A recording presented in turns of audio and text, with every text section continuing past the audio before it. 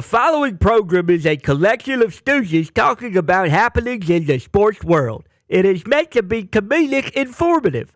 The opinions expressed on this show do not necessarily reflect the beliefs of their peers, their boss, or ESPN. There may be some cuss words because that's how humans in the real world talk. If you are young, please seek permission before watching any further. Hey. What? Let's go. This show stinks, and the fact that you listen, we are very, very thankful for. McAfee on the line with a gorgeous assist. The all-time leading tackler for the Green Bay Packers. You pink. Stop! Damn it! Be a friend, tell a friend something nice could change their life.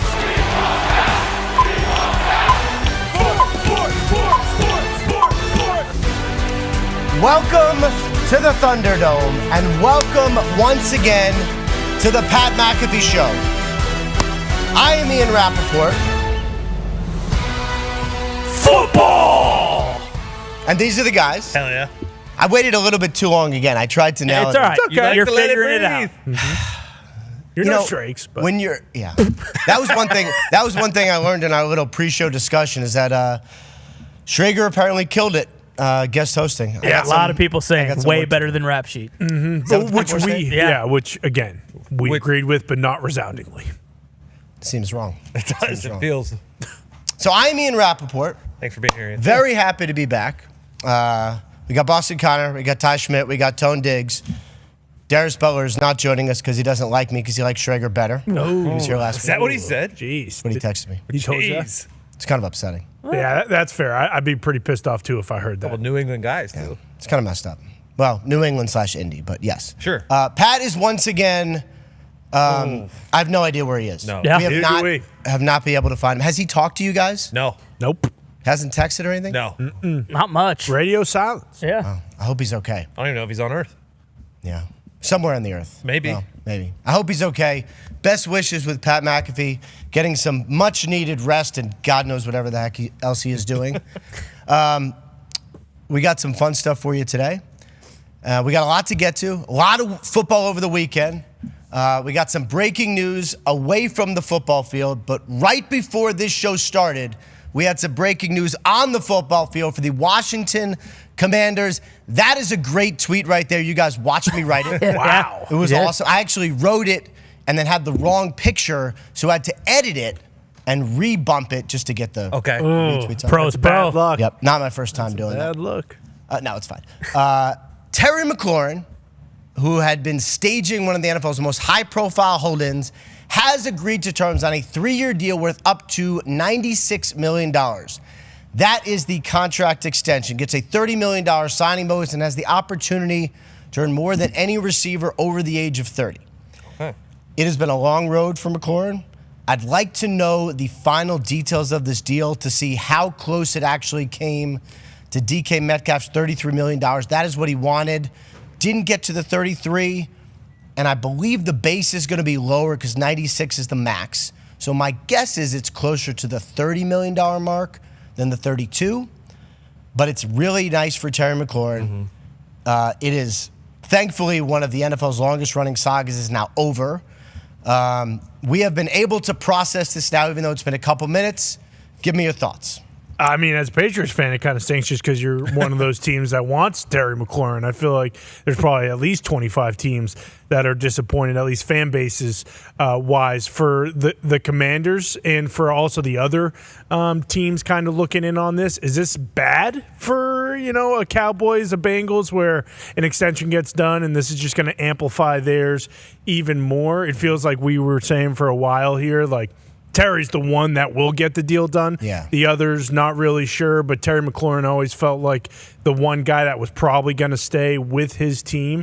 Again, just disappointed as a fan who's not a Commanders fan. But, I mean, the Commanders, if you're just looking at the team now with Debo and Terry McLaurin and Zach Ertz and Jaden Daniels and Wild Bill Krosky Merritt, it's all of a sudden Which is a whole other story we're going to get to in a second. Oh, yeah, exactly. Yeah, but they look, they're amazing now with Debo and Larry Laramie Tunsil and everything, and now I think Super Bowl's right back on. Yeah, I do agree, though. I'd be interested to see what the actual contract is because, like, last week when you were hosting and we were talking about this, really everything that we've heard about him in the last several weeks has been like, hey, they're way far off on money. You know, he wants one thing and he's kind of being steadfast, and they don't know if they want to get to that point. And it's reported at 32 a year. You kind of just laid out what it'll actually be. So it'll be interesting to see how much he's actually making and how much he maybe had to concede, or how much they had to concede. But if you're a Commanders fan, I mean, we've been talking about like this needed to get done. They need Terry McLaurin on the field this year to kind of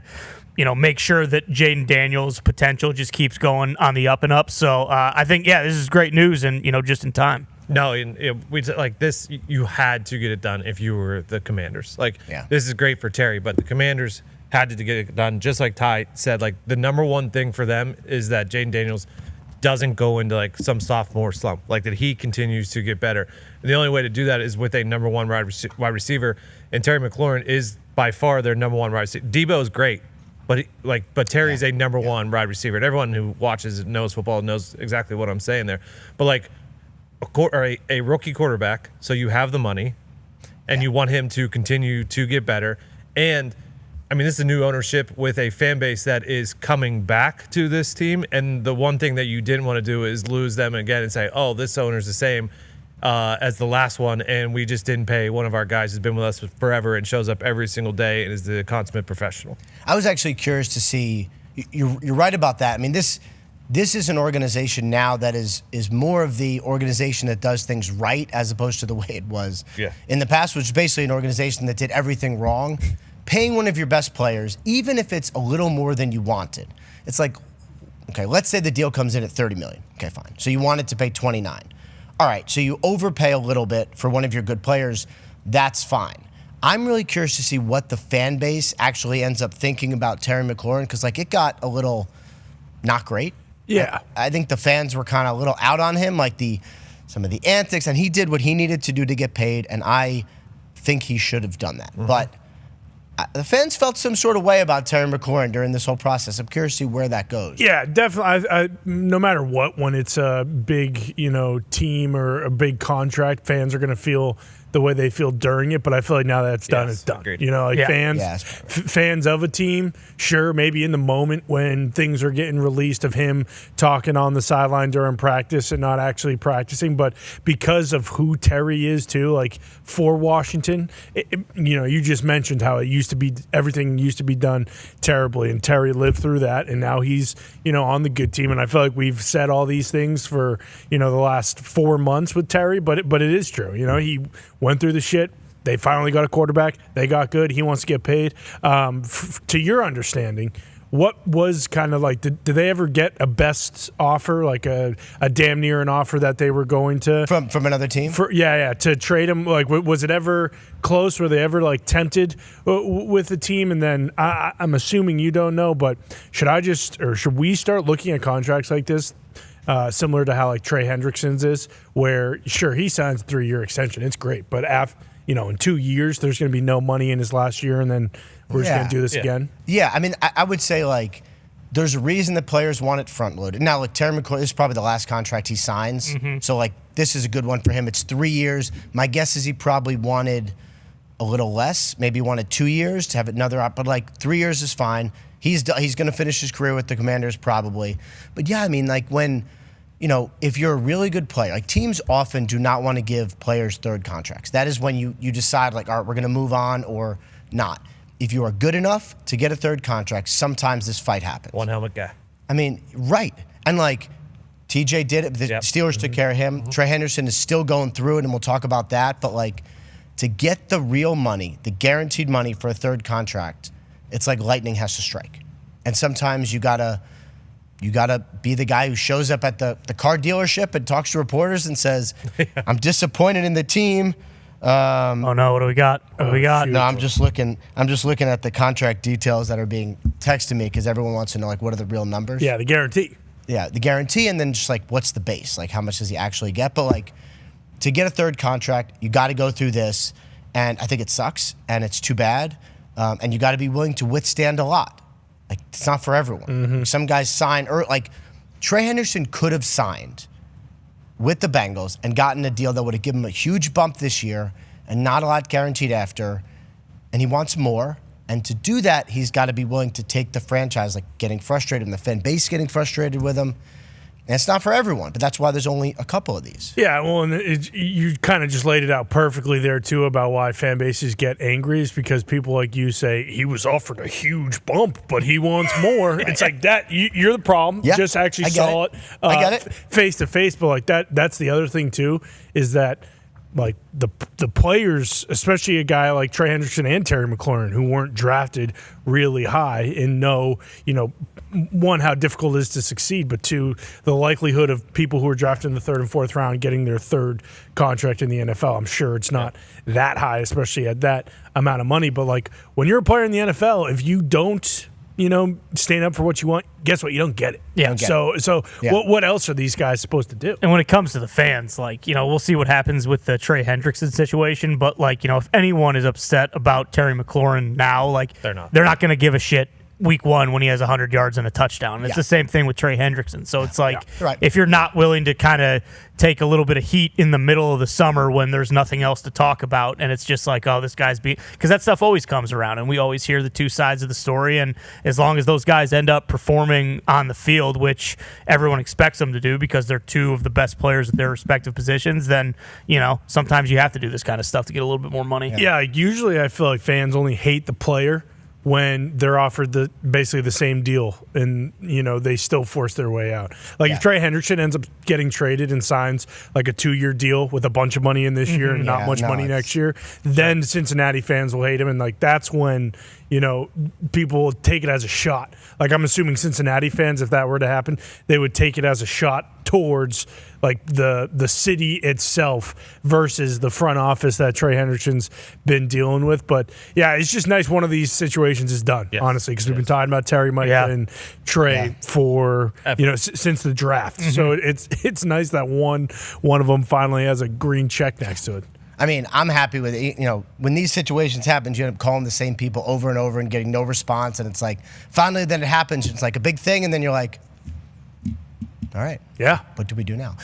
Terry McLaurin was one of the best players to come from Ohio State in quite a while. One of the also best players to come from Ohio State. One of the greatest football players who ever lived, a tackling machine, star for the Green Bay Packers, and good friend of ours is also joining us today, AJ Hawk. What's up, AJ? What's going on? Killing it, Rap Sheet. You look good on there, man. I appreciate it. But one question I have for Terry McLaurin. What do you think the numbers looked like, say, 4 weeks ago compared to now? Is there a ton of movement when you have these situations? Probably not. I think what basically happens is, and I would say this is similar to the Trey Hendrickson situation, is team gets to a point where they're like, this is around where we'll be. So either take it now or we're just going to spend the next several weeks arguing over a little bit. And what you end up doing is you say, let's just argue. And so, the Trey Hendrickson deal, he's going to get a probably double or something like that this year, and then more money into the next 2 years. And the argument is over guaranteed money, not overall base. And so that's that argument. That's kind of why they're taking their time and not there yet, if they end up even getting there. For the McLaurin, my guess is it was more like he wanted to get close to $33 million from DK Metcalf. How can we kind of help you get there without guaranteeing, what we want, what we didn't want to do? How can we help you and not take money away from us, right? And so what they did was probably up the incentives and say, if you earn it, you are able to make $32 million. That's kind of how they bridge the gap. And the numbers come out like they come out. We're all talking about $96 million. And I do this too, so this is not like I do this too. And then the real numbers will come out and we'll be like, oh, by the way, here's the base. But if you're McLaurin and you say, I'm worth $32 million, there's nothing wrong with the Commanders going okay, go earn it. For us, but go earn it. What's that guarantee going to look like here on this one, Rap Sheet? What's the range? I mean, I would imagine it's going to be more than half. Probably what this is he's guaranteed this year, which he was obviously already going to play this year, guaranteed next year, and then a little bit guaranteed the following year. So what this probably does is lock McLaurin in for at least 2026, which is some security, and probably 2027. At that point, he'll be like, 33 years old, and then they'll have to pay the quarterback. Yeah. And like, you guys hit on it. Like, this is why you do you do these deals now. You pay as much money, and this is why you can pay Bobby Wagner like $12 million. Most teams don't have $12 million for a off-the-ball linebacker who's a veteran, great leader, but when you have Jaden Daniels on a rookie deal, you can do that. Ertz got paid. He's a tackling machine, Rap Sheet. He is an absolute tackling machine, though. Don't be slandering him in the middle there. That guy's been doing it forever, Bobby Wagner. AJ, if there's one thing that the people know that I love, it's tackling machines. Now, you are my favorite tackling machine. That's you, AJ. You're my favorite crew person. What? Yes. You're rower. Oh, yeah. Emac rower. Yeah, that's one of the nicest things I've ever heard. We did have some other breaking news over the course of the weekend, by the way. And I think of all the things that happened, this was probably the most important. AJ, specifically, I want to get your take on this. Pat McAfee, our esteemed host, who is right now in parts unknown, was honored over the weekend in the West Virginia Sports Hall of Fame. Congratulations, Pat. Hell yeah. Hell yeah. Woo. AJ, you know him well. You've seen his exploits on the college field and on the professional football domain. What are your immediate thoughts about this honor for our friend? I mean, I think it's well deserved. I don't know when he became eligible for this, but he should have got it right away. I mean, go back and look at Pat's stats and what he did in college. It's unbelievable to think about. The punter is an absolute weapon. I've said all the time. Jim Tressel used to always say, punt is the most important play in football, and I ended up buying into it, man. I understood what you can do, like when it comes to field positioning, everything about the punt game. But I think it's awesome. Rich Rod, his old guy, is back here. Like, it's pretty cool. And Bill Stewart going in as well. Like, this is it's an awesome thing. It's going to be a great weekend for him. Yeah, it'll be sweet. I wonder, to your point too, about how long it took to put him in. Like, how many all-time leading scorers aren't immediately put into their, school's Hall of Fame? It is so sweet to see. Like, I don't really know. Or I didn't know Pat as a football player, to be completely honest, whether it's the Colts or Did you not? Or the Mountaineers. No, not at all. I really just, he played for the Colts, and I was a Patriots fan, don't like the Colts. And then, at West Virginia, I was damn near too young while he was there. So seeing all the old clips come back up are really sweet. Like having some of the, he still has a Fiesta Bowl record for longest punt, saw that. Like that'll probably last forever. I'm assuming he probably would want to say retire Pat White as well. That typically, I feel like that is kind of a go-to, but I'm so pumped for him, especially with Bill Stewart too. Yeah, exactly. Being able to go in with a guy who, coached him and obviously passed away early, like that's really sweet. Because it's not like the Pro Football Hall of Fame. I assume these guys can get, we see plenty of people who are still in college get their numbers inducted like in their last home game or whatever. So I don't know. AJ, are you in the Ohio State Hall of Fame? Yeah, I don't know. I went in, I believe, right before COVID, I think. Congratulations. Dude, that's awesome. Did you have to give a speech? Is Pat going to give a speech? Do we know? I would assume. Is there a thing? Probably. I think. I'm sure there's a speech somewhere. I don't know if you're getting. I know we didn't give a speech. They announced all 4 or 5 of you at the during a timeout or during halftime of the game. Well, did you go in with other football players, or was it just you and then same setup as Pat's? Nuge went in the same time as me, Mike Nugent. So it was cool. I grew up with him, played with him in college too. So yeah, that was pretty awesome. That's cool. Yeah, I'm happy for Pat. Yeah, trying forever. That was awesome. It's actually so. I got my son Jude is here hanging. Jude with the me. dude. Shout out, Jude. Hi, Jude. Hey, Jude. He'll be making an appearance in a little bit after we talk about some real stuff. But he was asking about Pat and how good he was, and you have to be he was really good. Yeah. I know people he's obviously very good in this arena, but he was good. Yeah. And for us football dorks, the kind of guy you root for, know. It's hard because a lot of football fans you don't. It's hard to kind of just watch a kicker or punter and be like, oh, that guy, kicker, it's easy because if it's going through or whatever. But punter, you don't know. But when he retired, it was widely known as hey, the top punter is currently retiring right now, which is why it was so wild at the time. But no, as someone who was from that area and has a ton of people, friends and everything who did go to WU during that time, very, very well deserved because Pat White was awesome, Steve Slayton was awesome, but there was a lot of punting and a lot of points that had to come off of that. Yeah, that's cool. He kind of flipped the narrative too for punters because I can't. Who was it that Sean Taylor damn near killed in the Pro Bowl. Hoshka. Yeah. Oh no, Like sorry. Brad Brian Norton. Norman. Yeah, I'm thinking Yeah. of practice. And like that was like that was the whole thing with punters is like, hey, the only time you see Philadelphia's Jeff Fiegel's getting ear hold, like stuff like that, and then you see Pat's hit on Trenton Holiday, which is still like viral, used all the time, and like some of his hits in college. So I think he did a lot, to change kind of the narrative of like, hey, these guys aren't just sitting ducks out there who are going to get their heads taken off every time they're on the field. Well, and also like.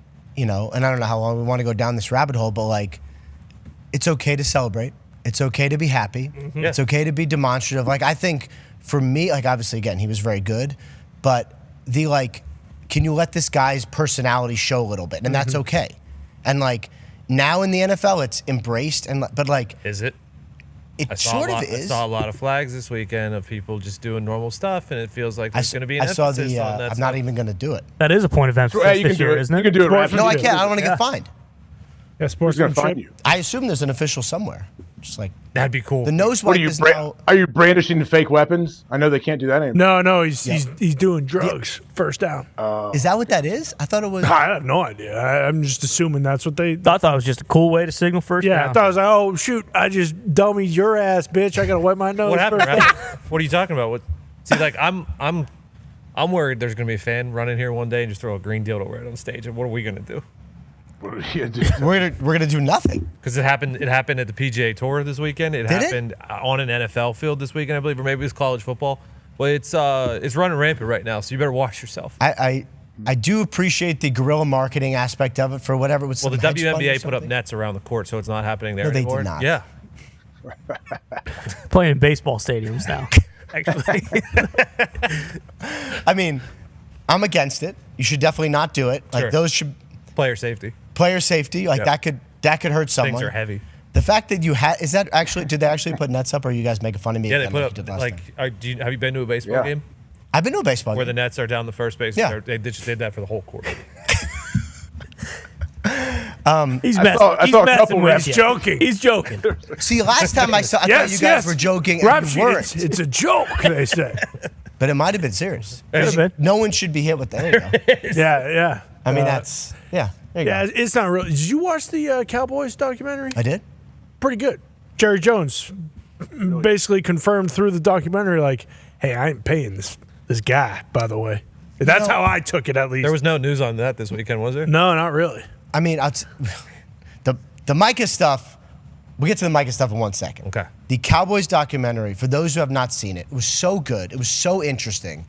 And it gave a portrait of Jerry Jones, not just like as the guy who messes up the team, like all the fans, but like this was a maverick. Like walking across the field with Phil Knight after striking a Nike deal, which was like, would blow everyone's mind. While the NFL is with Reebok. Right, while the NFL is with Reebok on, I think, Monday Night Football, right? Like selling Pepsi, is that right, in the stadium when everyone else is like, these are things which I like suing each other. Like I kind of knew this, but like I wasn't fully aware of like. Exactly. Like I definitely learned some things watching this doc. Yeah. And I also learned a little bit about the Micah situation, which, for those who don't know, this past weekend, Micah Parsons was caught not napping, right? No, he was just taking a break. Stretching. Yeah. He's got a back ailment that he's been battling, which is why he's not been on the field.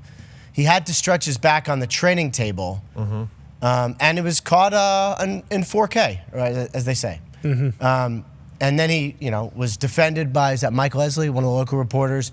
Mike, appreciating the media is not taking this out of context, which I appreciate the media too. But that was a lot of show. I mean, that was a lot to show the public in amidst of a contract stare down. Like he knew he was going to be on TV for that. Right? Yeah. 1,000%. And then this thing eating shows. Yeah, and someone said like come to Atlanta and he does the call sign basically, like call Jerry or whatever. Stadium shows. Stadium shows. Yeah. To your point about just Jerry in general not knowing his entire story, I also didn't knew he got sued, no idea why or what that situation was about, and then just learning about basically what today's NFL is, off the field, like business wise, is just it was all Jerry Jones. Like we it's funny watching the Kingdom because you learn so much about the history of the NFL when it comes to the actual football, like with Lamar Hunt and like what he changed when it comes to like the field goal post and everything. And then when watching this is so interesting because Jerry basically created the NFL's business. There's a story he talks about when, he's getting during the lawsuit, during the owners' meetings, Jerry gets kicked out of the room because they have to talk about the lawsuit that, Jerry has against the NFL. This might be my favorite part. Yeah, and he said he like got real. He said he wasn't emotional, and then while he stood up and walked out, he started getting super emotional. His eyes welled up and everything. And he just said he turned around and said, look, if you guys win the lawsuit, you can take the team from me. Like, I'm not going to fight you at all. But if I win the lawsuit, I'm coming back for every fucking penny. And it ended up being like, I don't know, $700 million or something ridiculous, whatever the number was at the time. And it's crazy seeing that, Jerry. Like, we kind of talked about it before a little about how, like, people didn't want him. Go back to Arkansas, the JJs, blah, blah. We said that last week. But then, after finishing the doc, the biggest takeaway was he knows what was happening and where everything was going. And I think if I'm a Cowboys fan, the argument is like, yeah, he knew then, but does he know now? Because so much has changed since, the times of the 90s and when he was, taking over, that after watching it, it makes me think, like, there's no way he's going to re-sign Micah Parsons just because of the fuss that was made of it. You look at the parallels with, like, the trade, too, the Herschel Walker trade, like, and a lot of people are pointing to that and be like, hey, maybe he's going to do that now and kind of, remake this team just like he did then. But the NFL is way different than when it was when the Cowboys were winning back-to-back Super Bowls, just the entire landscape, everything. But it also was cool because now Jerry's just like a caricature, people have all these stories, and like when you go back and you get this and you see that, it's like, okay, well, you can see all these different pieces that are going in that like make the caricature that we see now. But obviously, in his heyday, and time waits for no man. He's getting old. That's just the way it is. But when he was in his heyday, he's about as sharp as they come. Yeah. Well, Raps, since you've seen that, and then you saw, I'll run it after I ask you this. Okay. The quote from Jerry with Michael Irvin talking about David Mulligeta and that whole situation. Let's just run it now, and then I'll get your thoughts on it. We'll come back. When we wanted to send the details to the agent told us to stick it up our ass. Oh, wait. Now, see, I was just so you're clear. Wait. What do you mean? So wait. What do you mean? Because people going to ask. Mike and I talked, and then we were going to send it over to the agent.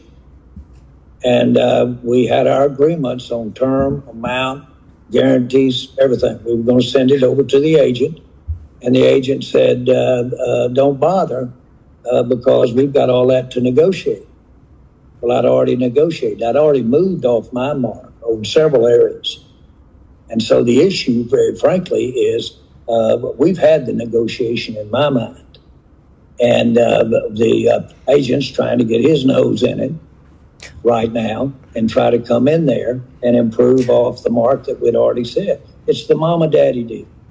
You go into mama, and she won't do it. And she's the boss, she won't do it. So you run into daddy, daddy says do it, and then you go back in and say, mama, daddy said it was all right. It's the old mama, daddy deal. We've all been there and done that. Well, we've got this thing resolved in my mind for the Dallas Cowboys. And we've got it done, and if the agent wants to finish up the detail, which is should, and do all the paperwork, and he can do that. And we're ready to go. But as far as the amount of money, the years, the guarantees, all of that, we negotiate that. Go ahead. How do you feel about that? You know all these parties more than we do. Yeah. First of all, that was amazing. I mean, that was all of the rumors that I was hearing in I think it was March. It's either February or March, early, about Jerry Jones calling in Micah thinking he's going to have a regular conversation just about leadership and the organization. Jerry's in there and he really starts trying to negotiate this deal, and Micah's talking back and forth, not negotiating in his mind, but just talking about what it might take. And then they leave, and Micah's like, call my agent. And Jerry's like, okay, but we just did this deal. There's not a lot of precedent for this. I mean, the Cowboys have gone to players and talk to them about contracts, but like to think that they were literally doing the deal with Micah and then the agent just like gets to sign off on the final language, like it's almost unfathomable to me. And I would say this, like the headline that everyone's running is where Jerry says, the agent said, stick it up your ass or whatever it was. Like, that's not really what he said. Yeah, at all. Like, the better part of this is being like, them talking to the agent and being, okay, let's get started. And Jerry's like, well, what do you mean get started? We're already done. Like, if you wonder why there's a disconnect, like, this is why. Because one side thinks that they're done and the other side thinks they haven't started. Like, how do you bridge that? And like, AJ, you did one of these like big time negotiations. Like, you obviously like how did players deal with this in the locker room when like the owner or whoever goes to the player and tries to do a deal? I don't know. Has this ever when does this ever happen to where an owner and a player directly actually come together and hammer out all the details on a multi-year, multi-million-dollar contract? Like, does that happen? I don't know. Yeah, like what you're saying is they go in straight to your agent. Is that what you're saying, AJ? Yeah, I'm saying that. Yeah, normally like guys can be involved for sure, but it's never like, as far as I know and people I've talked to and been around the league, I don't know any player that's just gone up to the owner's office wherever they are. I was in Green Bay for 9 years, so they didn't have an owner. A little bit different there, but just goes up there and works it out one-on-one. We know there's guys that don't will sign and they won't have an agent, but a lot of them still have lawyers. Obviously, look over the contract, make sure everything is situated. You pay them hourly; it's a lot cheaper than paying them 2.5% or 3%. We know that, but like to think, how many conversations was this between Jerry and Micah to where Jerry says we got everything hammered out? Like, was it one conversation? One conversation. Yeah. It's amazing. Like, so Micah probably walked out thinking that was fun, that was cool. And then Jerry said we got a deal. I mean, and I think from my understanding of this, like, I know that the Cowboys would have paid him a lot, and I assume any starting point for a deal is like highest paid non-quarterback. That's what came out this weekend, right? Or that's kind of what Jerry said, right? Yeah. Right. Yeah. And And so that's all true. But what the Cowboys have wanted to do is lock players up to long deals. Like, remember Tyron Smith did I think it was like an 8-year deal, or 10, whatever it was. And like what agents want, like this was the argument with CeeDee Lamb, this was the argument with Dak, is they want fewer years because they want another bite at the apple because they know, as we learned with Terry McLaurin, as we were learning with Trey Hendrickson, that third contract is hard. And so you want to get there sooner rather than later because you want to be still in your prime. So like if you're David Mulugeta, like you'd like a 3-year deal. You'd like a 4-year deal. Like you're going to get the APY up anyway. You'd like, an earlier chance at the apple. And if you're the Cowboys, like you want like 8 years. So that's my understanding of like the Cowboys thought this was the long-term thing. And then, agent David Mulugeta was like, hold on, what? We would never have agreed to that. Go ahead. Yeah, so like to AJ's question, where Mulugeta gets involved for a situation, and this is the highest paid, so it is the most money going to one player, so it's going to be a massive contract no matter what. But for kind of comparatively, like Lamar Jackson, for instance, Lamar doesn't have an agent, anything like that. When he's getting his contract done, is that Lamar? His mother in the owner in the GM? Like, how did that work? Is that kind of the setup? Because more than one conversation, I can promise you that. No matter what he did, it was more than one phone call or one sit down, I'm sure. Right, definitely more than one. And some do it differently. Like when, with Lamar, I think it was some in person. I think there was some email communications because like if you're a player and you're like Lamar's not a trained agent, neither is his mom. I know there's some advisors who have helped them. But, not a trained agent. Like, a lot of times you want to make sure it is perfect, so you email it to, like, make sure that the language is right. And I think when Laramie Tunsil did his deal... St. Omni. Yeah. Yep, who, is emerging from the shadows. Yes. Interesting that... My guy. Tony's a real person. He's a real person? Yeah. We saw him. Yeah. You meet him? No, we saw Super Bowl. Brief glimpse. Oh. In the background of it. You sure that was him? I mean, that was the gimmick Laramie Tunsil seemed to be swinging on the program that one day. Okay. Yeah. Okay.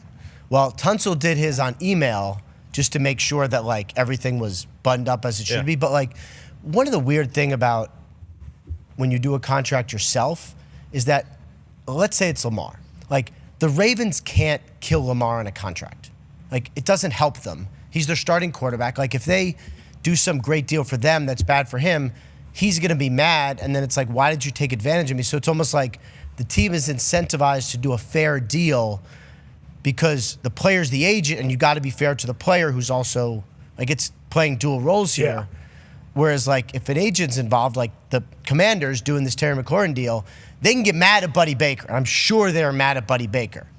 And then McLaurin walks in, and it's like, let's hug. Yeah, love you, man. Well, yeah, always wanted to get this done, like, super happy. You know, it's like, that's what agents are for. That's what agents are for. Well, then in this situation specifically, like what can, because it sounds like Jerry's not going to meet with Mulligata. Like, he's not interested in that at all. They've had a very public war of words back and forth. I'm sure they both kind of, you know, I don't want to say hate each other's guts, but like Jerry doesn't seem interested in that at all. So like, what is the next step? How do you get past that? Like when you said one side thinks this thing's done, ironclad, he just needs to sign, and Micah's side's like, nah, we haven't even started yet. Like that in a vacuum seems like, well, this is never going to get done then. You know what's funny about all this? And like, I always enjoy coming and hanging out with you guys, but one of the cool things is that you're forced to talk about these issues in like deep ways that like in 30-second bites on TV shows you don't really get to.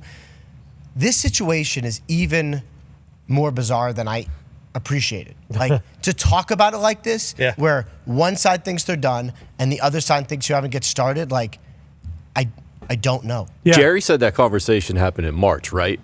Yes. So that's a long time ago, and that market changed dramatically with huge guys signing big deals. Yeah. So there's no way Jerry in his mind can think that that conversation they had then is still in play at this point, right? Like how could you possibly think that? They shook hands. That's what probably pisses Jerry off the most is that, I mean, him and Micah might have had that conversation, and then to Nick's point, that night, like Max Crosby might have gotten $95 million guaranteed in his extension. Like, there's so many different things that could have changed. And if you're Micah, the one takeaway too, as from his side of things from this Cowboys doc, is the whole Emmitt Smith holdout. You know, we were talking about it before the show. I couldn't believe that. I had no, again, another one of those things where like you just didn't know that this was happening. I don't even know if I was born yet, but Emmitt Smith holds out for upsetting. 3, 4, 5 weeks, whatever the hell it was, and the Cowboys were like 1-5, and then I think it was 0-2, right? 0-2, yeah. Like felt like, but I remember it was like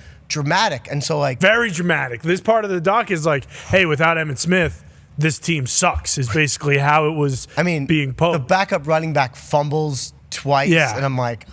That's when somebody, I forget if that guy got cut on the spot, but I forget which part that was. But if you're Micah Parsons and you see that, then all you think is like, shit, I just got to wait a couple weeks. Yes. This defense without me is, they're not screwed, but they're not going to be as good. If I wait 2 weeks and we give up, 4 touchdowns in a game, I'm going to get more than what I asked for. Right. Well, how about this? You guys have been locked in on preseason games, right? Of course. How's the Bengals defense looking? Not good. They give a 40 again.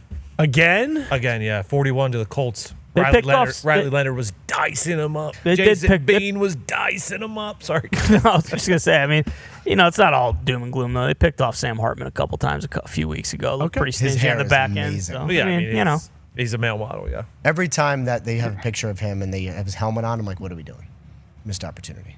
You're saying he should play without a helmet on? His hair is unbelievable. Maybe the best hair in the NFL. He does have fantastic hair. Why did you bring up their defense? Just because you wanted us to say that they gave up 40 again this week? No, because I think they would be better if they had Trey. Probably. This is sort of the point, right? Like, you're the Bengals. You're looking. I mean, AJ, I know you've seen this, right? You know how good Trey Henderson is.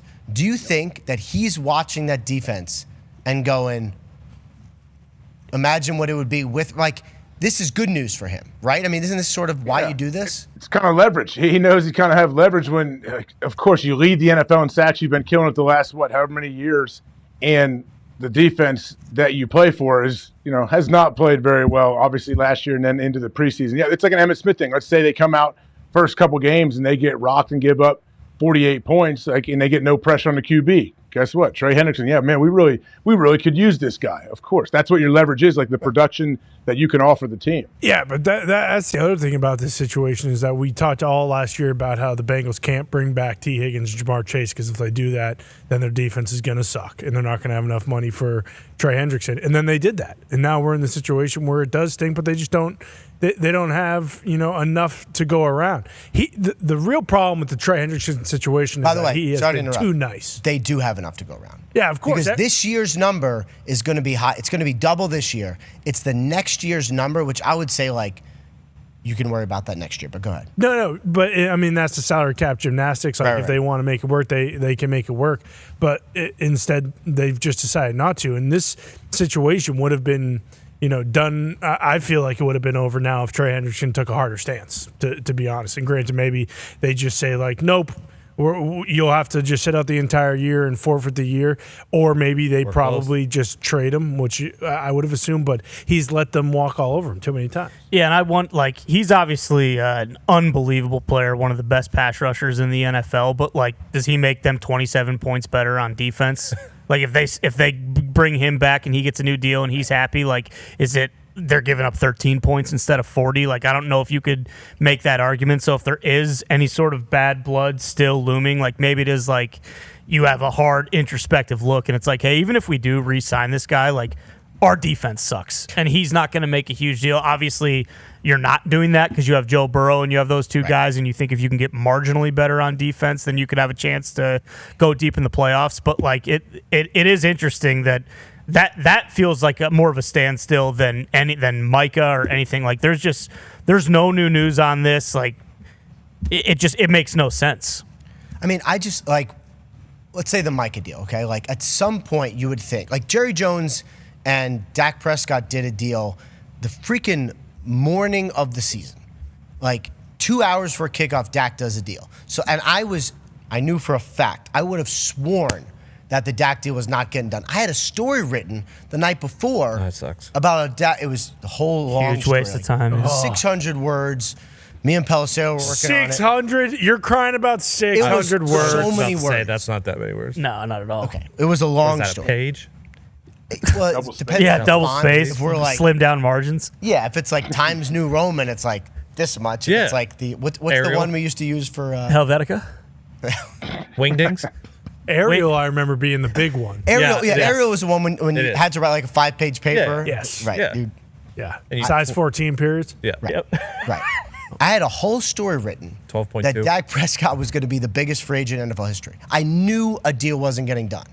I just couldn't get anyone to be yes, we are done talking, because the Cowboys kind of kept talking, and then just Sunday morning the deal popped. And so maybe that happens with a Micah deal. Maybe they wake up and they go let's just figure out to get our best player on the field, because I don't know that it's that hard to do. Can I ask you a question? Yeah. With Trey and Micah? Mm-hmm. Are there teams reaching out about trades? Yes, there are teams. Both sides. teams? Who? I mean, we talked about the Packers. I mean, there's. Sure. They're both listening. I saw some Raiders. I don't get the sense that Are those Cowboys Raiders are listening. rumors potentially true about Trey?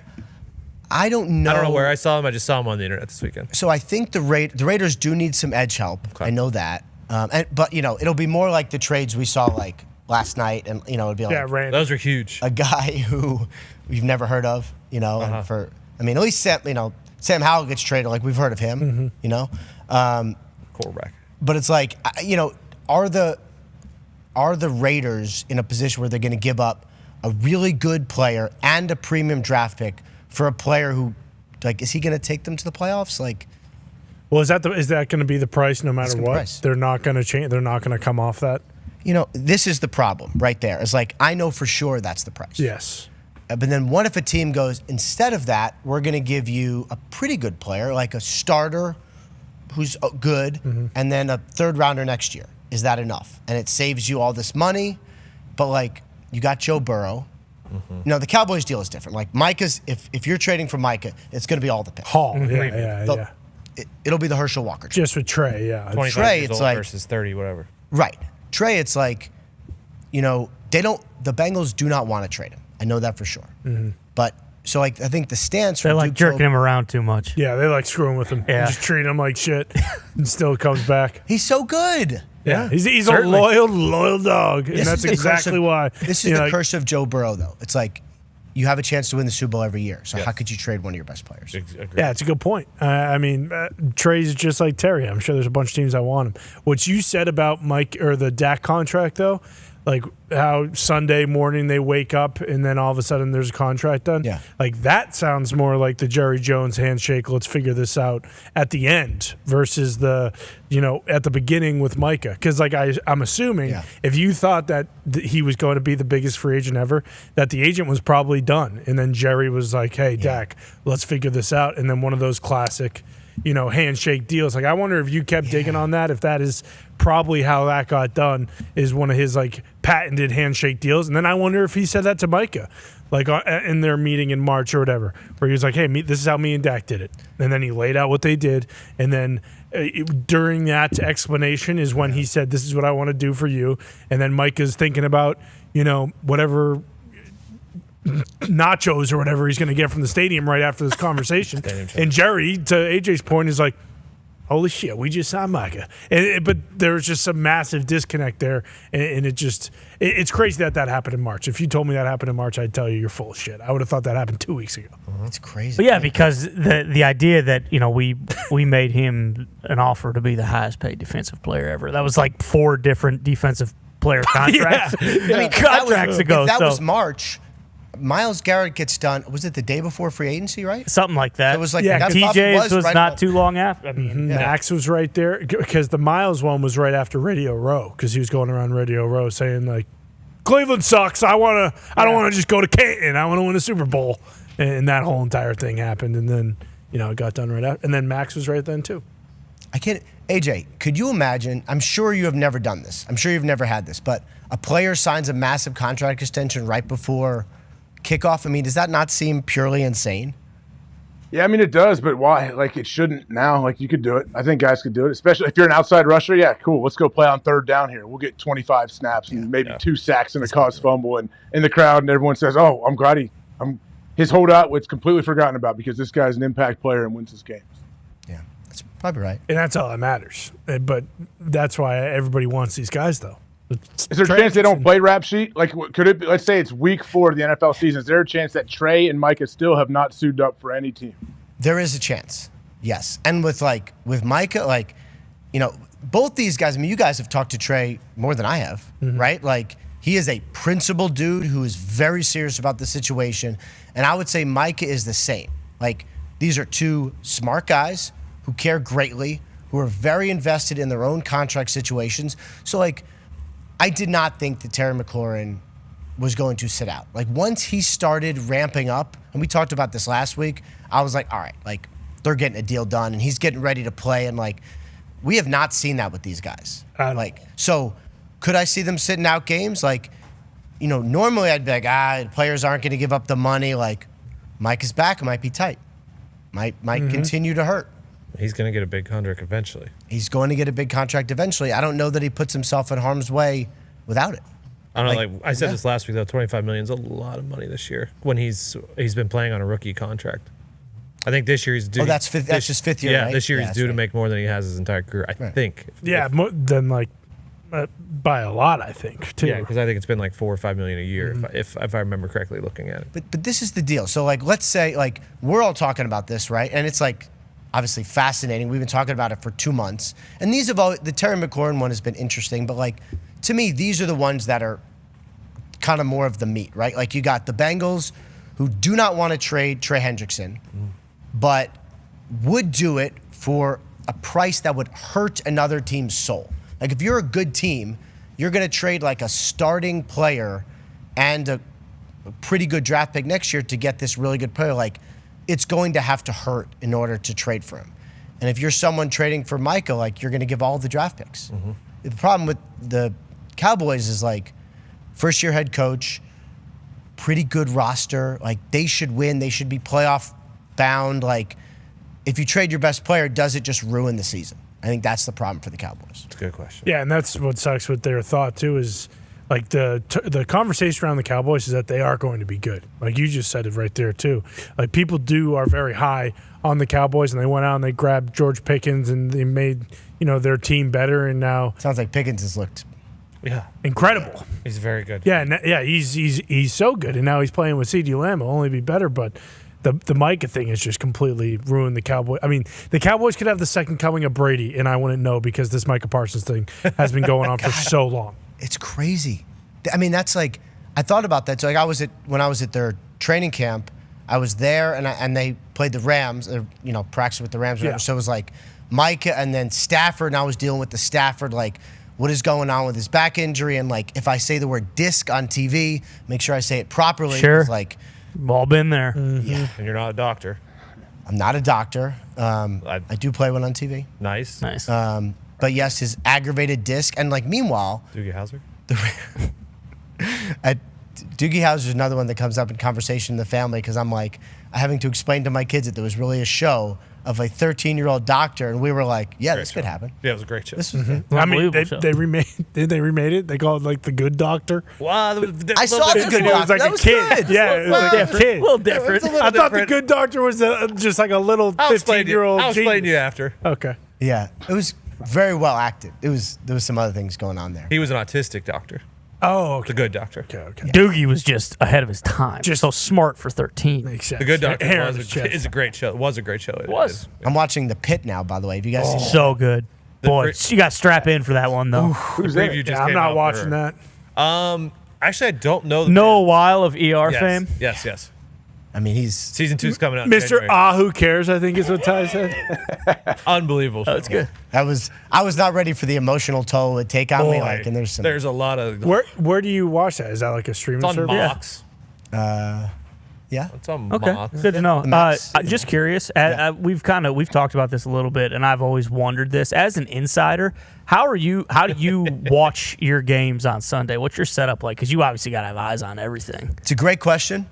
Do you have any suggestions for me? Well, I was just gonna say, if you're not doing YouTube TV, you're doing it wrong. Amen. YouTube TV. Yeah. We've talked about it ad nauseum. It is the best. Every game, every Sunday, all in one place with NFL Sunday Ticket. New users right now could be you, Rap, because I'm getting the feeling that you aren't a YouTube TV guy, which is the wrong decision. Should be. Now you're only going to pay $34.50 per month for your first 8 months.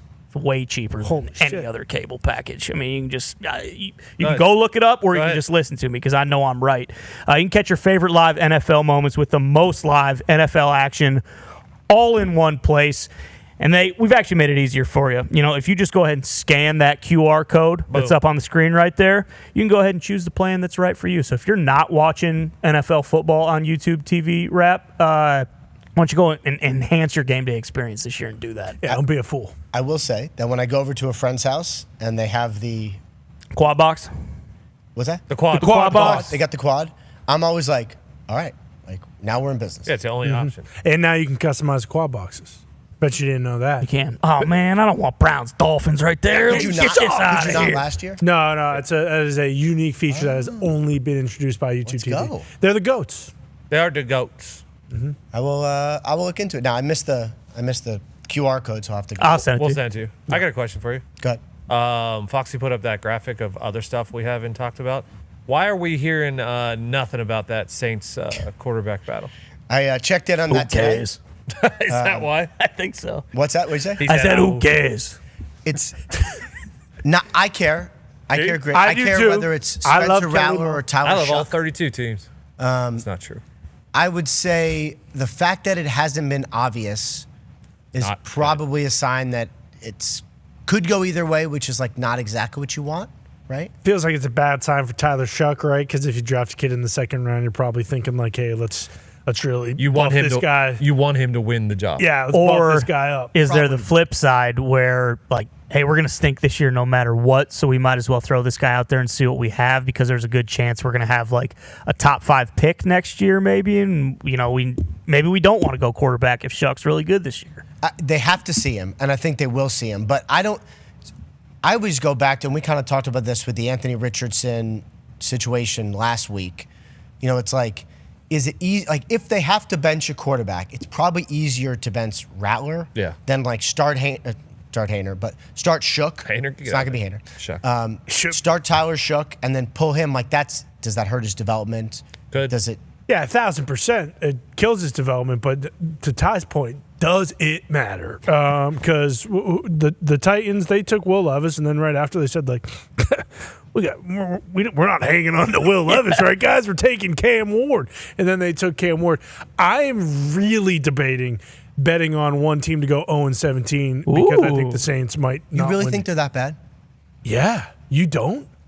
They've been $80 million under the cap for 10 years. Over. Yeah. That's what I mean. You understand? I don't get the over under in this situation, but it's fine. Because if your company goes under, that means you don't have money. Right. But if you go belly up, that insinuates over. Yeah. So not under. Do football teams go belly up or do they go under? I mean, if you this debate is irrelevant. My point is, it just feels as though the Saints, it is doom and gloom, and the whole Kellen Moore thing. Like I know some people don't believe in Kellen Moore versus others who think that he is going to be a great head coach. Like there's just a lot of question marks down there. And outside looking in, should I bet on the Saints to go 0-17? It's so hard to go 0-17. I know. It's so hard. It's like if you play spades and you get the thing where like bingo, you get a point no matter what. Right. What's the thing where you get zero? Where you get zero tricks, right? Do you guys play spades? Is it? We play euchre. Yeah. Is that the same? Deal euchre. I believe it's similar. Okay. So like it's hard to have zero tricks. Yes. Like, you will fall into a random spade or whatever, right? Like, Can't believe Debo's not here for this. Debo loves spades. Does he? Yeah, he taught me how to play spades. Actually, that's why I'm bummed. I don't know. AJ's played. I was in net. Yeah. AJ, is that a bit? What was your locker room game, AJ? Oh, the O lineman played that one weird. You roll the dice and you move it around. I still don't understand. Catan. P-knuckle or something. I don't know. I don't know what Was it it was. Boggle? No, it's like I can't think of the name right now. I'm My sure parents John played pinochle Kuhn is growing up, but there was streaming nothing with TV. dice, I don't think, or dudes. Mahjong? What's that one? That's a that's the marbles, right? No, that's the dominoes. That's, I thought Mahjong was the Chinese Dominoes are big on It's a Southeastern Asia game. Were they By the playing way- Risk? By the way, shout out Chinese Taipei, who I said 1 week ago today that they would easily win the College World Series. And did they? They did. The home run king was throwing mid-80s in the game.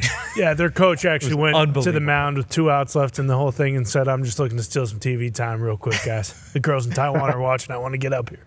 He actually said that. Are you They're in punking me Taipei, again? Is this like the net around the thing? Because No. This actually happened. They have the broadcast from Taipei, and it made its way onto X.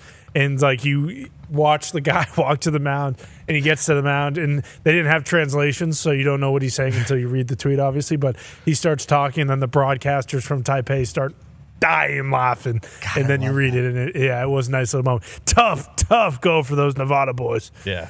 Boy, they really got. They were just outclassed. I mean, Well, they burned Gallegos in the U.S. Yeah, Championship. it was unbelievable. That's what it takes to beat Fairfield CT, baby. Yeah. Is that what it was? They used their best pitcher to get to the finals? Correct. And Chinese Taipei had been beating the hell out of everyone, so the home run king was fully loaded with pitches going into the game. He hit 3 dingers. Orlovsky's a Fairfield guy, isn't he? He claims to be. I think he is a Westport guy. Oh, yes, that's right. I believe he's a What was the Westport. final score? 7-0. 7-0. Could have been worse. Could have. 7-0? That's pretty bad. That's pretty bad. Yeah. That's like in your life. That's like 49-0. It happens. Runs are It touchdowns. happens. Yeah, I guess it happens. Well, I missed it.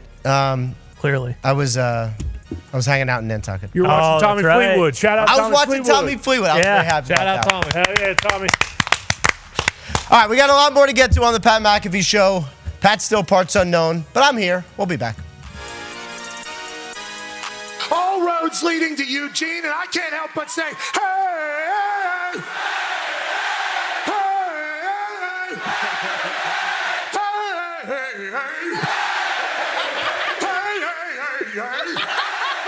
you make me wanna jump, put my hands up and pick my heels up and all again now.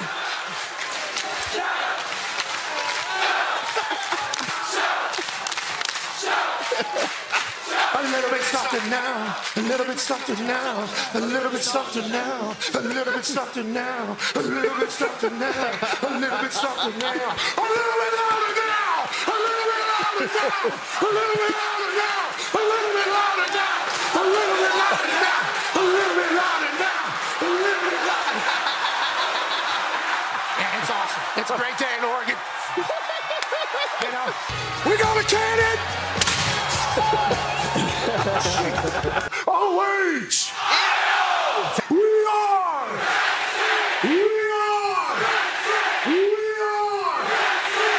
Thank you!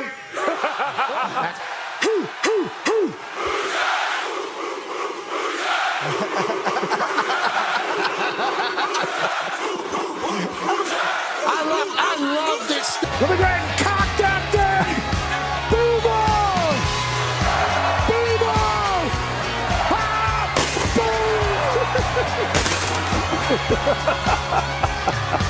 Hell yeah, Roughnecks!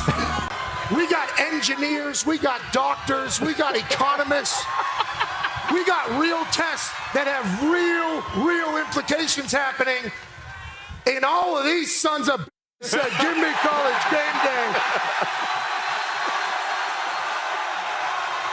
Instead of studying, I had some questions about coming out here to Berkeley, but after experiencing it, it is very evident that this is one of the best cities in this here United States of America.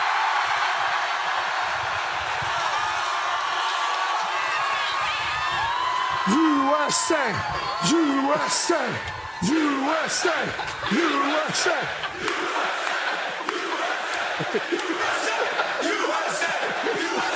And this represents everything that is great with this country, with our sport. It doesn't matter which way you view the world. It doesn't matter which part of the country you're from. College football runs through our soul. And that is what a celebration today is all about. I am thankful to be here amongst these nerds and future geniuses and future people that are going to run this place. It's an honor to be in Berkeley. It's foggy. I think there's some skunks that... The following program is a collection of stooges talking about happenings in the sports world. It is meant to be comedic informative. The opinions expressed on this show do not necessarily reflect the beliefs of their peers, their boss, or ESPN. There may be some cuss words because that's how humans in the real world talk. If you are young, please seek permission before watching any further. Hey. What? Let's go. This show stinks, and the fact that you listen, we are very, very thankful for. McAfee on the line with a gorgeous assist. The all-time leading tackler for the Green Bay Packers. You pink. Damn it! Your friend tell a friend something nice could change their life.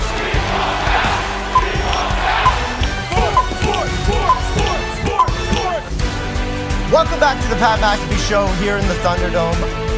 I am Ian Rappaport, hanging out with the guys, talking about, I don't even know what. Football! That's what we're going to talk about. Early. That was on me. It was too early. Early there, Tom. I've done this either 4 or 5 times. I tried to remember, and I think I've hit it 0. No. Last week, 1 time. You've hit it every time. You let us breathe. You're not hitting a home run every time. You ground out the third sometimes. I had a false start there, which is my fault, not yours, even though Yeah, you did but- give but it. I You take- made me I hold take my one. water for quite a bit. It's on 3, Tony. On 3. Right, you're like standing there in your stance, Yeah. and you're like, Yeah. how can we just go? Can we just go? Bingo. Yeah, I want to get up to the ball and I want to fire off. I felt bad about that. Yeah, no, you've hit it though. It's football season. You've Rap. been a Football. solid host. Yeah. God, I appreciate that. No Schrager, but No Schrager, but you'll get there Today one day, you're creeping kid. up. You're creeping up there. I love it. I love it. Connor, Ty, Tone hanging out with us. AJ over there hanging out with us as well. Maybe higher. See, Schrager would never do that. What? But you just did right there. Just got to mail it in a little bit. Yeah, he just mails it in a bit. No. Schrager would never. A little bit. Schrager, You know the guys who are with us. They're the best. I think, see, look at this guy. I think the difference is Schrager, and I'm not saying you should, because you shouldn't. He somehow respects us, and you do not. Does he? That's interesting. That's fair. What are you saying? I'm saying that Rap has a correct read on the situation, on the amount of respect that we deserve, and Schrager does not. And look, Schrager didn't pitch a perfect game. Look, and we're not talking about like we didn't have a couple tips for him. Sure. Couple But he things. had a no through 8. Yeah, and So- that's saying something. Yeah, so something to think about. I already botched that one. No, you're No, on it's fire fine. right now. Don't worry. When people ask me, and I mean this in the nicest possible way, when people ask me what it's like to come on the show, I say it's like hanging out with Pat and his idiot friends. Yep. And I feel like That that's is the respect. Yep. yeah. So maybe Nailed it. Schrager's wrong and I'm right. That's exactly what I said. Well, maybe you're a prick. That's fair. Actually, you're not allowed to be talking to him because you're a rat. If you do. Oh yeah. That's, you know what? You were so right, Tony. Thank you so much. I'm offended. Yeah, Go ahead. My, Go ahead. My supreme leader, Mike Vrabel, head football coach in New England, basically told me through one way or another that I should probably start, taking names, yours being at the top of the list, because these insiders, these rats are getting their cheese up in New England. What's the deal here? Let's can we run hear it here. Yeah. Like there was a report today that Jalen Pope will have to have season-ending shoulder surgery. Can you add anything to that? No. I know you said I don't know, other than I'd like to find out where some of these come from. Some of these rats around here, so we'll figure that out. Yeah, let's just say New England's building is going to look a little cleaner going forward. What's the deal? Which one of your little rat friends kind of snuck his way and got his cheese up in New England? Because the Jalen Polk situation was a very, very loud one in New England. Second-round pick last year. Hasn't been exactly what everyone's wanted. Yep. And now there's some little rat bitch that probably one of your little rat dogs. I hope so. And he broke some news about Polk. What is this? I appreciate Mike Vrabel so much. Amen. And AJ knows this. When a coach is talking to the media, what he is really doing is talking to his players and his building. So, what do you think the players thought when they saw that? What do you think that all the assistant coaches thought when they saw that? I have thoughts too, but I want to hear yours, AJ. Don't you think they paid attention? They go, well, I don't want him calling me out like that. Mm-hmm. Yes, and they know the next time they have an open locker room situation and some reporter tries to come over to him and whisper, and pull him aside, hey, I'm going to talk to you, not in the group, Rap Sheet knows. With the big-time people feel hey, I'm too good to speak to you in a group. I need to be one-on-one with you. They'll poll someone one-on-one, and they'll try to say something. It's all, it's us. It's me and you. Yeah, we're just back and forth. Here we are, off the record. Here we go. Those players It doesn't sound as dorky when I say it, just so you know. But okay. Yes, but you know what I mean. These players are on notice. Hey, I'm not going to be that dude. Absolutely not. But also, guess who else is? The front office guys, all the people in the front office, all the equipment managers, the trainers, everybody is kind of on notice. And then you realize that's what the culture is here, and everybody kind of grows with it. But, yeah, it might take a little bit of time, I guess. I mean, I think so. You guys have heard my story about how Vrabel kicked me out of practice, right? I believe so, but if you want to give a quick refresher. Physically, did he throw you physically out? This is Tennessee, right? It was when he was in Tennessee, and I was talking to Taylor Lewan as he was on the exercise bike coming back from ACL surgery, I think it was. And I was chatting with Taylor as I walked by, and he was just because he was bored as heck on the stupid bike and just wanted someone to talk to. And Vrabel sees it, and from all the way over there is get out of here, Rappaport, get out of this practice, and makes this whole deal about kicking me out, which I'm wait, what's is this real life? And so I'm kind of awkwardly move all the way. I'm not going to leave because where would I go? I'm in my training camp tour. Am I going to go home? So I walk to stand all the way in the back. And then Willie McGinnis, who was with us at the time, is hey, man, they just canceled all of our one-on-ones because you got kicked out of practice. I'm I blew it so bad. And then he's hey, man, Willie, he's you got to apologize. And I'm God, seriously? He's and you got to really, oh, here we go. Yeah, this is it right here. And it was so, look at Vrabel, look at his happy face as I tell him I'm seriously sorry. I can't believe you found this so quickly. And it was so embarrassing. And then later, you look big next to Willie. Yeah. The angle kind of messes with me there. That was a little bit unfair. That was because otherwise I'm tall, but the angle makes me look short. Exactly. Of course. And then afterward, Vrabel's kind of he's wanted to show the media that they shouldn't talk to our players during practice. So, And I was oh. You were the sacrificial lamb. Yeah. Made an example of you. Right. And I was kind of I get it. And that's... He knew you could handle it. Right. And also didn't care about my feelings, which is fine. Sure. He still doesn't, by the way. Good coaching. I like the guy. Right. But, if you're a new coach and you're trying to set a culture and you're trying to help people understand that when information's in this building, I don't think this information came from his building. I assume for someone to report whatever that was, it had to check with Jalen Polk's side, his agent, whoever. At least that's what I would do if I had it. But everybody was put on notice, and I think the Patriots have a lot to clean up, and I think they're going to be better. I actually think they could be maybe really good. I think this was message delivered. Yeah, it's too loud on that front. Now, as a Patriots fan, the expectation front. Yeah, you don't want to hear it. Exactly. But as a Patriots fan, looking at this was one thing, but then when you hear like Bill Belichick come out and say his entire thing this past weekend about how, hey, it's great coaching in college games. You don't have to deal with an owner and an owner's son. I think a lot of people, and I believe that's the exact quote. I'm not sure if we don't have the video, I know, because we couldn't find it. But, yeah, it's a lot of football, and there's not much in your way. There's no owner. Is that really what he said? There's no owner's son. Allegedly, that is the exact quote. And we haven't found the video of it. We couldn't find it. But when stuff like this comes out now, there's obviously no way Vrabel's going to say anything about the owners, and he's not checking the owners when it comes to stuff like this. But does this happen where, it's not, Vrabel is calling people out, and definitely there might be people, but would it go as far up as, the owners and the owner's son being a leak? I mean, I don't know in New England if that was the case. Like, I don't know that Jonathan Kraft is, like, whispering stuff to reporters. My guess would be probably not. Or if he does, like, I should get it. Sure. Not somebody else, but I haven't. But, like, in order to call out the owner or the owner's son as a coach, like, you better be Belichick. Yes. Like, and even still, you wouldn't do it in front of a microphone. You do it in front of behind closed doors. Be like, hey, like, can you not, like, shh, Yeah. I've actually been a little surprised that Belichick has been as open about his sort of Patriots disdain as he has, because he is the most disciplined interview and person I've ever met. It's as a reporter, I could never get him to say anything I wanted. Like, he says only what he wants all the time. He must want this out there. Well, I think if, like, old Bill, like, if that documentary never comes out on Apple TV, where it's basically just 6 episodes of them slandering him and killing him and saying that he really wasn't that big of a deal when it comes to the dynasty, and it was all Tom and Bill actually was the one providing a lot of roadblocks that the team was somehow able to get over. I think he would have probably just let it die, but then that came out and he was like, oh, okay, I'm not there anymore. Like, I'll kill these guys. My resume is, bulletproof, so, like, they can say whatever they want, and I can say whatever I want now too.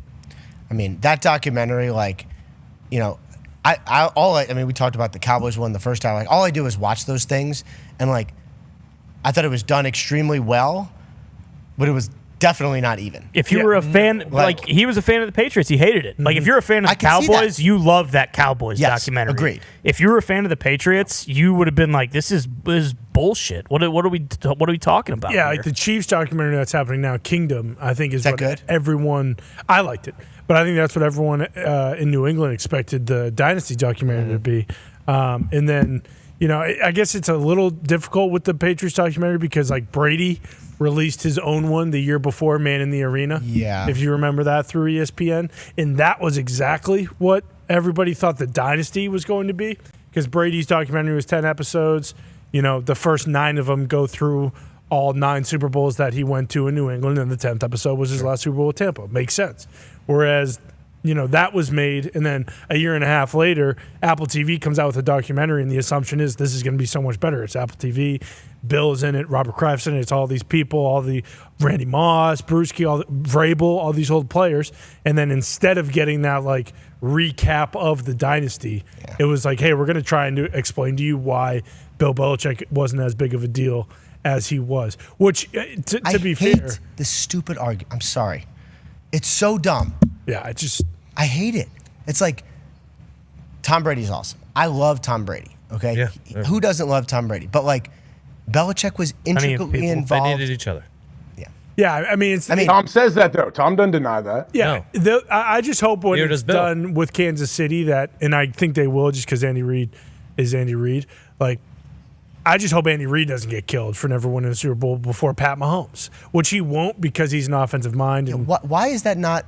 Oh, maybe because he's an offensive coach. But, like, Belichick created the offense. Yeah, I mean, again, but people don't.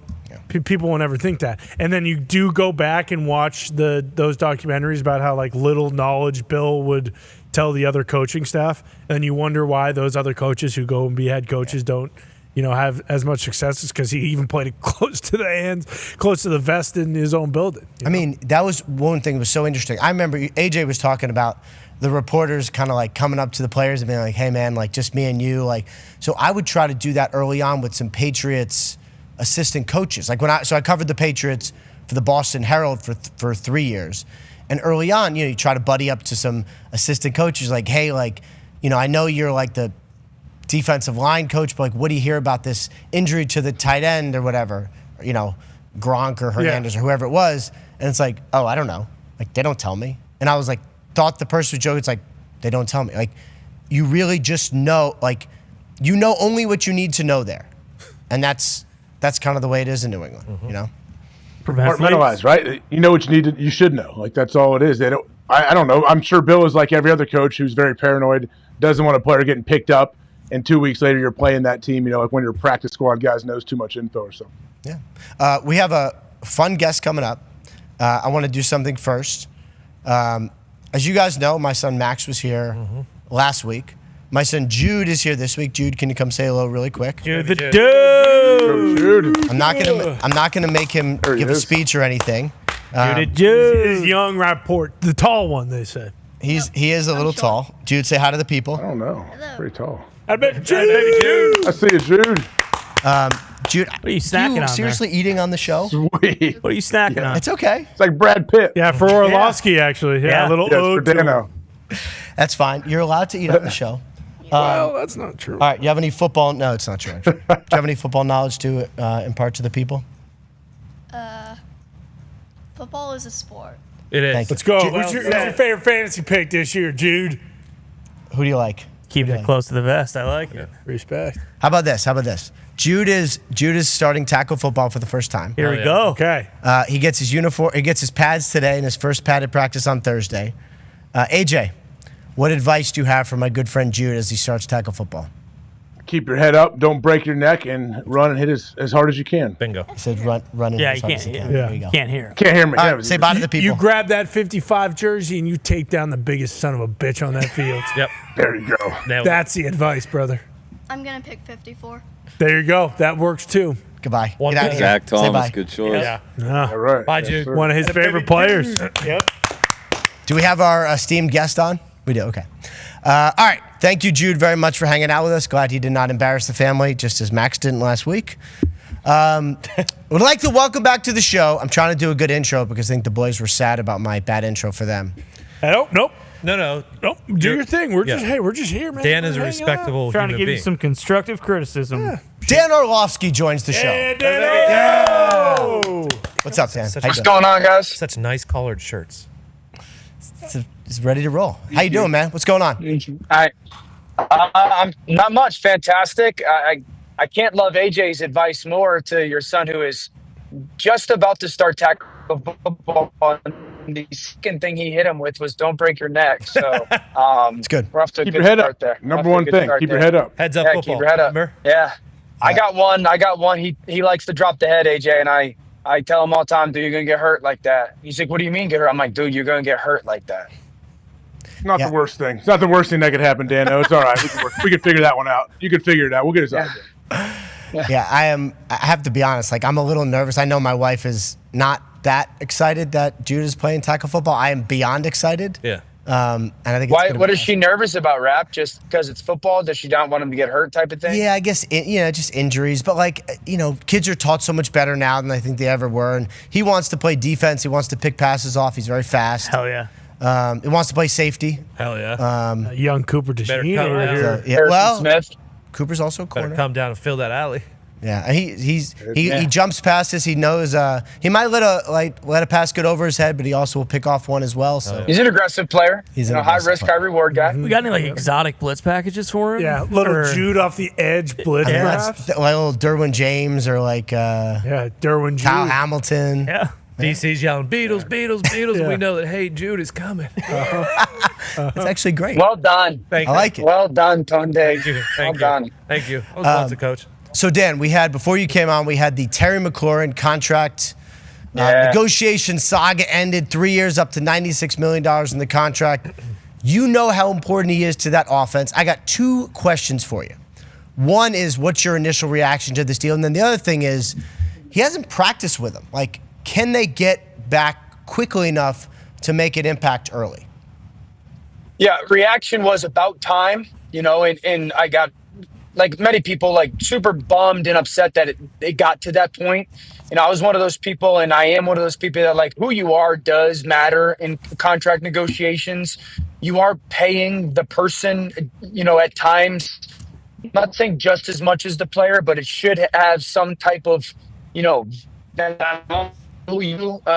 I thought that Terry had been like the face of that franchise during some really down times, and I was upset that it got to that point. But I'm also tip of the hat that they figured it out before the season. And the second thing, no, I don't think they can hit the ground running. I think you have to be super, super, super smart, especially for a team that coming off of last year has, the aspirations and belief that they'll be playing in January. We talk about it all the time when it comes to the soft tissue injuries and specifically hamstrings for guys that are running a long time. So I think, Washington needs to be super smart about how they go about his next 4 to 6 weeks. And I know CD missed some time last year and didn't really suffer, at least to my brain, recalling last year any type of injury that forced him to miss time. But Ayuk, I think, did at some point previously. So you just got to be really smart. This is an offense that runs no huddle as well. So this isn't an offense that has the traditional run a play, get back to the huddle, take 40 seconds. And so the tempo that they play in has a little bit of benefit, but also there's a tax to their bodies as well. So I think that one of the things that just paying attention to is how he's getting used, his snap counts, in that first month of the season. I think they need to be smart and keep on the long-term vision for this season. That's interesting. Yeah. So 4 to 6 weeks is basically that's training camp. It's like allow this to be their training camp now, and like if he doesn't play 80 snaps, like that's okay, but just let him kind of ease his way in is what it sounds like, which makes sense. I want to, boys, I got some questions for you. I want to go back to one thing you talked about last week. I was pretty up in the air on Matthew Stafford, what was going to happen. You were not up in the air. You believed that it was going to be okay. And then I think as you were on, he started practicing. It is a week from there. He's had no setbacks. First of all, how happy are you to be exactly right? And two, you've seen some clips. I mean, does he look like himself? Yeah, I mean, I've got an unhealthy obsession with being right, and so it's not. At times, it's a bad thing. Yeah, he looks like himself. I think one of the things that's probably most impressive about Matthew is, and this is, kind of going back 10 years. When Matthew started to go to those quarterback specialists out in California, I think Adam Dadow is the guy that led the way. Matthew really wanted to become more of a technician throwing the football. He was that gunslinger and had tremendous talent, but he really wanted to become like as best as possible. And I think that's the thing that stands out when you watch him not only play, but even some of the clips you're watching right now is just how much he, as the back end of his career has become just a technician. And that's become a huge part of how well he's played down the back stretch. So I don't think we have to sugarcoat this when it comes to the Rams. And you had heard floats about this over the past year, at least I had, was, they were all in on maybe like one final run with Stafford and McVay together. I don't think it's crazy to say that if they had beaten Philly last year, they would have gone to the Super Bowl, and maybe Matthew wouldn't be a Ram right now if they had gone and won it. I do think that there are some people who have that same thought process of like, this is the final run. Like, this is the last year of this.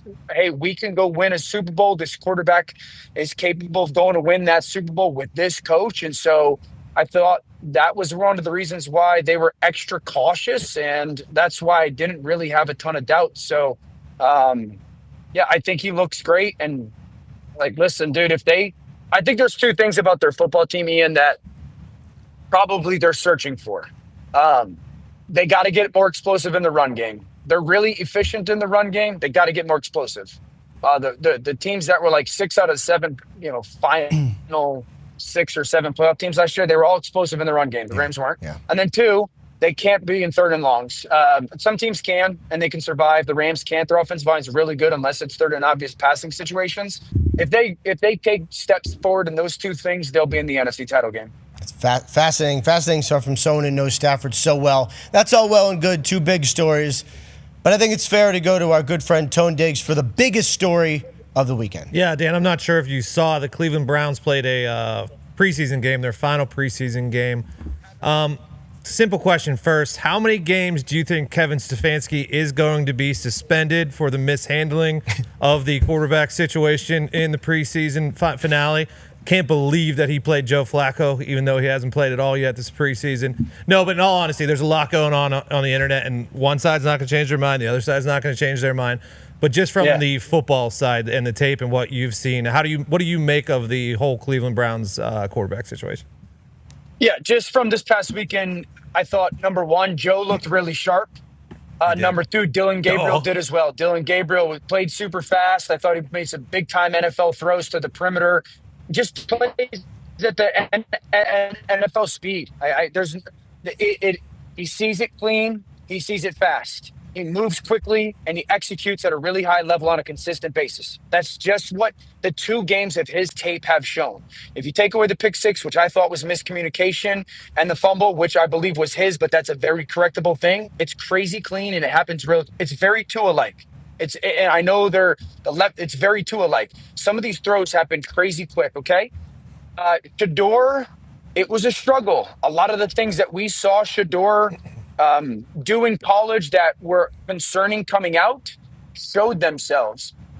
Caught the ball. It seemed like he wasn't looking to read the defense. He was just trying to see where the offensive line moved to, and then he was going to move off of that. Had slow eyes. And so that showed itself, and that was concerning coming out of school, and it was concerning against the Rams defense. So the overall takeaway is this, Tone. Like, one game against Carolina, pretty darn good, dude. Like, really, really, really impressive. One game against the Rams, like, this ball's got to be a throwaway. Yeah. It's 1st and 10. The defense won the rep. Throw the ball away. Now, everyone might go, oh, it's a 3-yard loss. So 2nd and 13 is almost impossible to come back from. And then 2nd and 12, you check the ball down and move. Maybe it's 3rd and 9. It's 3rd and forever. So, like, those were the things that you were just, at least me, like, you were concerned about coming out of school. And, okay, he's going to have to fix that. He didn't. It doesn't mean he can't. We don't have to sit here and say that a coach who's dedicated his life to football and dedicated his life to development of players in football is sabotaging an NFL legend's son's career. We don't have to go that far. If you've ever spent time with Kevin Stefanski and talked to Kevin Stefanski, you would be like, man, he's just a really good guy. Andrew Berry, their general manager, if you ever spent time and talked with Andrew Berry, you'd walk away like, dude, he seems like the nicest person on the planet. I don't think those two guys got in, cahoots together and said, let's sabotage an NFL legend's career or his son's career. So, Internet was talking. I just think. Internet was talking. Whew. Yeah, my gosh. He was playing with linemen that got cut, Dan. Yeah. Imagine linemen getting cut in preseason. That's absurd. Players getting cut on cutdown day. I just never happened. Yeah, so I just think everyone needs to take a deep breath and being like, he had one good game, he had one bad game. He has to develop in some stuff. He's got to improve in some stuff. And hopefully for his case, he does. I think it could be as simple as that. Ty, you got a question? Yeah, Dan, I don't think the trade is that big of a deal. And I know you were talking about sleeper teams in the NFC this morning, and, you had the Vikings on there. They trade Sam Howell and go out and sign Carson Wentz. Are you surprised at that whole situation with a team that has, NFC Championship, Super Bowl aspirations, and it's kind of just like, hey, this is JJ McCarthy's team. If we're going to go where we want to go, he's got to be the one that takes us there. And should we just operate under the assumption that it's KOC, and no matter what or who's under center, like, he's going to get them right, and the Vikings are still going to be kind of hell to deal with this year? I think the Vikings are going to be absolute hell to deal with this year. I'm not like it doesn't matter who's under center. You have to have a really good player to be, one of those real, true competitive teams. I think it speaks to what they believe in JJ and what they've seen about, in JJ over the course of the last 16 to 18 months. I'm not overly surprised. Also, the guy that they have third string, I think Brosner has been pretty impressive as well with like the way that he plays. So I think that he's got a future. I'm not all that surprised with the Sam Howell trade. Carson's got a past with Josh McCown, who's their quarterback coach. I think that they firmly believe in JJ McCarthy. And if they have had reservations about who he was going to be as a player, would have done something different than Carson Wentz. I think Carson Wentz is if something happens to JJ and we need a guy to play for a week or two, Howell didn't necessarily fit what they were doing schematically. Carson's got a little bit of past when it comes to all the offenses he's been in. This team's got a chance. I don't feel all that different about this team than I do, the Rams. I don't want to say as high as the Rams, but like, listen, if they stay healthy and JJ plays the way that Sam Darnold did or in that vein, this team very much so could be an NFC championship contender because they're so deep. And their lines of scrimmage are so good and they're coached so well. They're top 5 coaching combination. So I think they need to add a veteran receiver because the Addison suspension and just the JJ hamstring gives me a little bit of like deep breath. Hold on, Dan. Just happened. Ian. No, nothing happened. What? Is there any truth to the Thielen back to the Vikings rumors? They are in discussions. Those two sides have had talks. You freaked me out because you said it. I saw. Yes, I'm sorry for doing that to you, but I also saw Dan tweeted when those rumors were going yesterday that he would hate that for Bryce Young, but obviously that would be great. That'd be great for JJ. So Dan, I want to hear your take, and I know guys have some more questions for you. I want to hear your take on this too, but like, it would suck for Bryce Young. But for Thielen, this would be, and the two sides have had conversations. I wouldn't be surprised if a deal happened. It has not happened yet. And I know the Panthers are fine not trading him. But God, for Thielen, this would be the most amazing like reunion, right? I mean, how cool would that be? Yeah, I think, yes, for Thielen to be able to go back home, go to the place that he started his career, finish his career, be on a team that could, have legitimate NFC championship and Super Bowl run aspirations. Obviously, with the Addison injury, there's a little bit of need there for a player that can perform at a high level. Suspension. Right. Yep, correct. So, yes. There's another side to it though as well. Is like, man, I would hate for Bryce to lose him. I really would. I thought he was so important for Bryce's finish last year, and I would also say Ted McMillan and Xavier Legette have like really unique skill sets. Their frames are really important, like when it comes to where a quarterback comfort level in throwing them the football. They're big body guys. Ted's a little bit more lanky. Xavier's a little bit more thick. Adam's the feel guy. Adam's the the possession guy. And so for Bryce to lose that, while it would be a plus for JJ and certainly a great story for Adam, it's a loss in my opinion. Big time loss in my opinion for Bryce in Carolina in an important. Sure. Yeah, important years, right? Yeah. I'm kind of. Dan's going in. We got the guy back. Yeah, he's there. Okay. Good. AJ, I know you got a question. I think you have a question for Dan as we try to get him, try to make sure that he's got service. Should I just keep saying words, or we're good? All right, go, AJ. Yeah, you got a question. You were good, Dan. I think it's good. Where are you with the Denver Broncos? We know there's a lot of people that are very high on the Broncos and what Bo Nix could possibly do year 2 with Sean Payton. Where are you exactly? How do you think they stack up in the AFC? Yeah, they're the probably top 3 defense in the NFL. I think they're going to be an absolute problem in the AFC West. Yes, you got to beat Kansas City to beat Kansas City and actually get it done finally. It's the best division Patrick's ever played against. I think like the things that are most stand out about this, it'll be a top 5 offensive line in football this year. Sean Payton, back when he was with the Saints, they always had one of the best offensive lines, specifically guard, center guard. They've got that again in Denver. It'll be a top 5 offensive line. I think the 2 things that stand out to me are a little bit question mark are, Sean talked about having that joker when it comes to that tight end guy that he would move around. And the thing that I know about Sean's offenses are Sean wants that joker to be a multifaceted player. What I mean by this is that he wants that Jimmy Graham type of guy that you could put out and put by himself or move around, and that guy's going to give the quarterback information of the defense. Are they in man? Are they in zone? Is it going to be one safety? Is it going to be two safeties? But then also, it gives that guy a matchup that you believe can be a winner when it comes to those one-on-one situations. And they make the trade or they acquire Evan Ingram. And I would say that Evan necessarily hasn't been that type of guy. Like, he hasn't been the guy that you put out there by himself and he just kills people.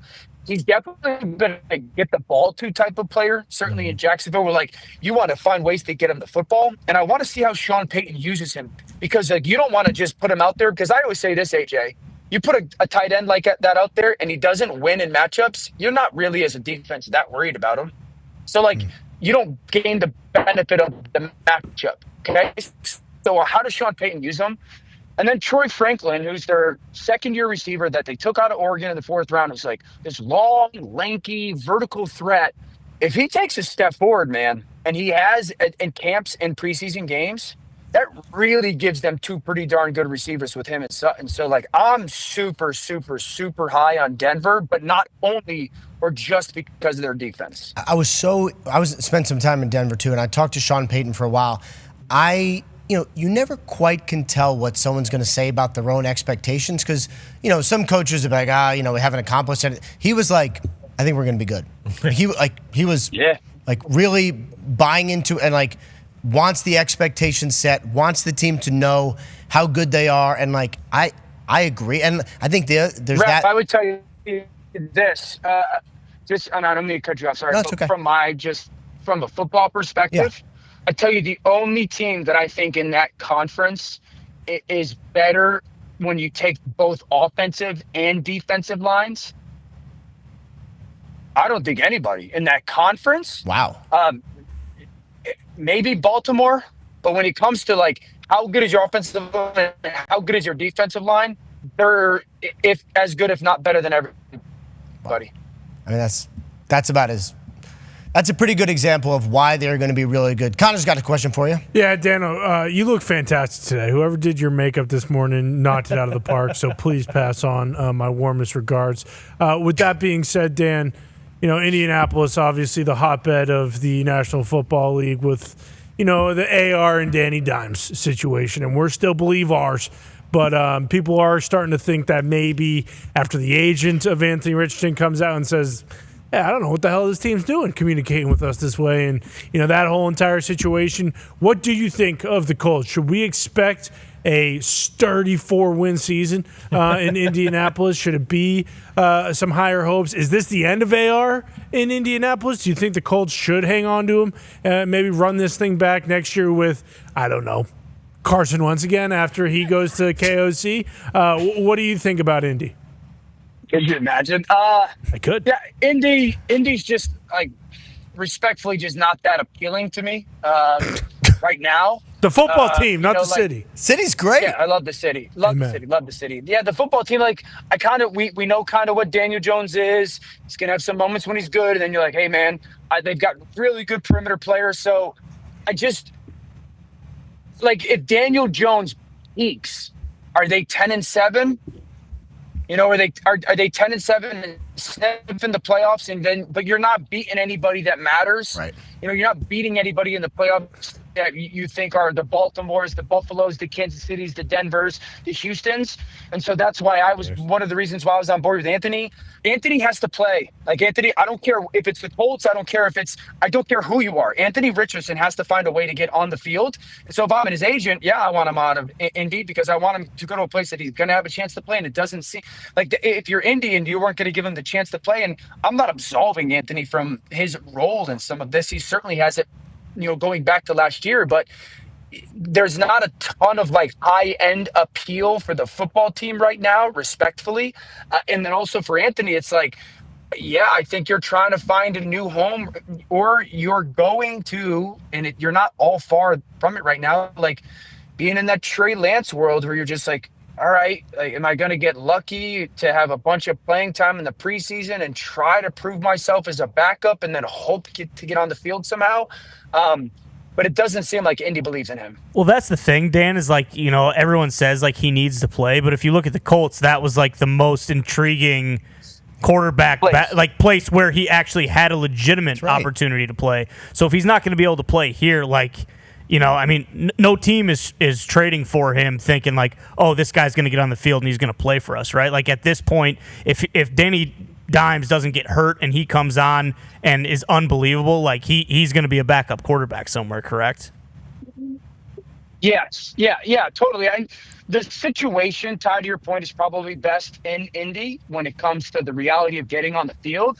I don't know what the behind the doors situation is, though. I don't know how much the trust is from the organization and coaches down to him and then him to them. And does he want to be there? Do they want him there? That's just me thoughts. I'm not making anything up here. So I just don't know if they and he believe, separate starts are best for both parties.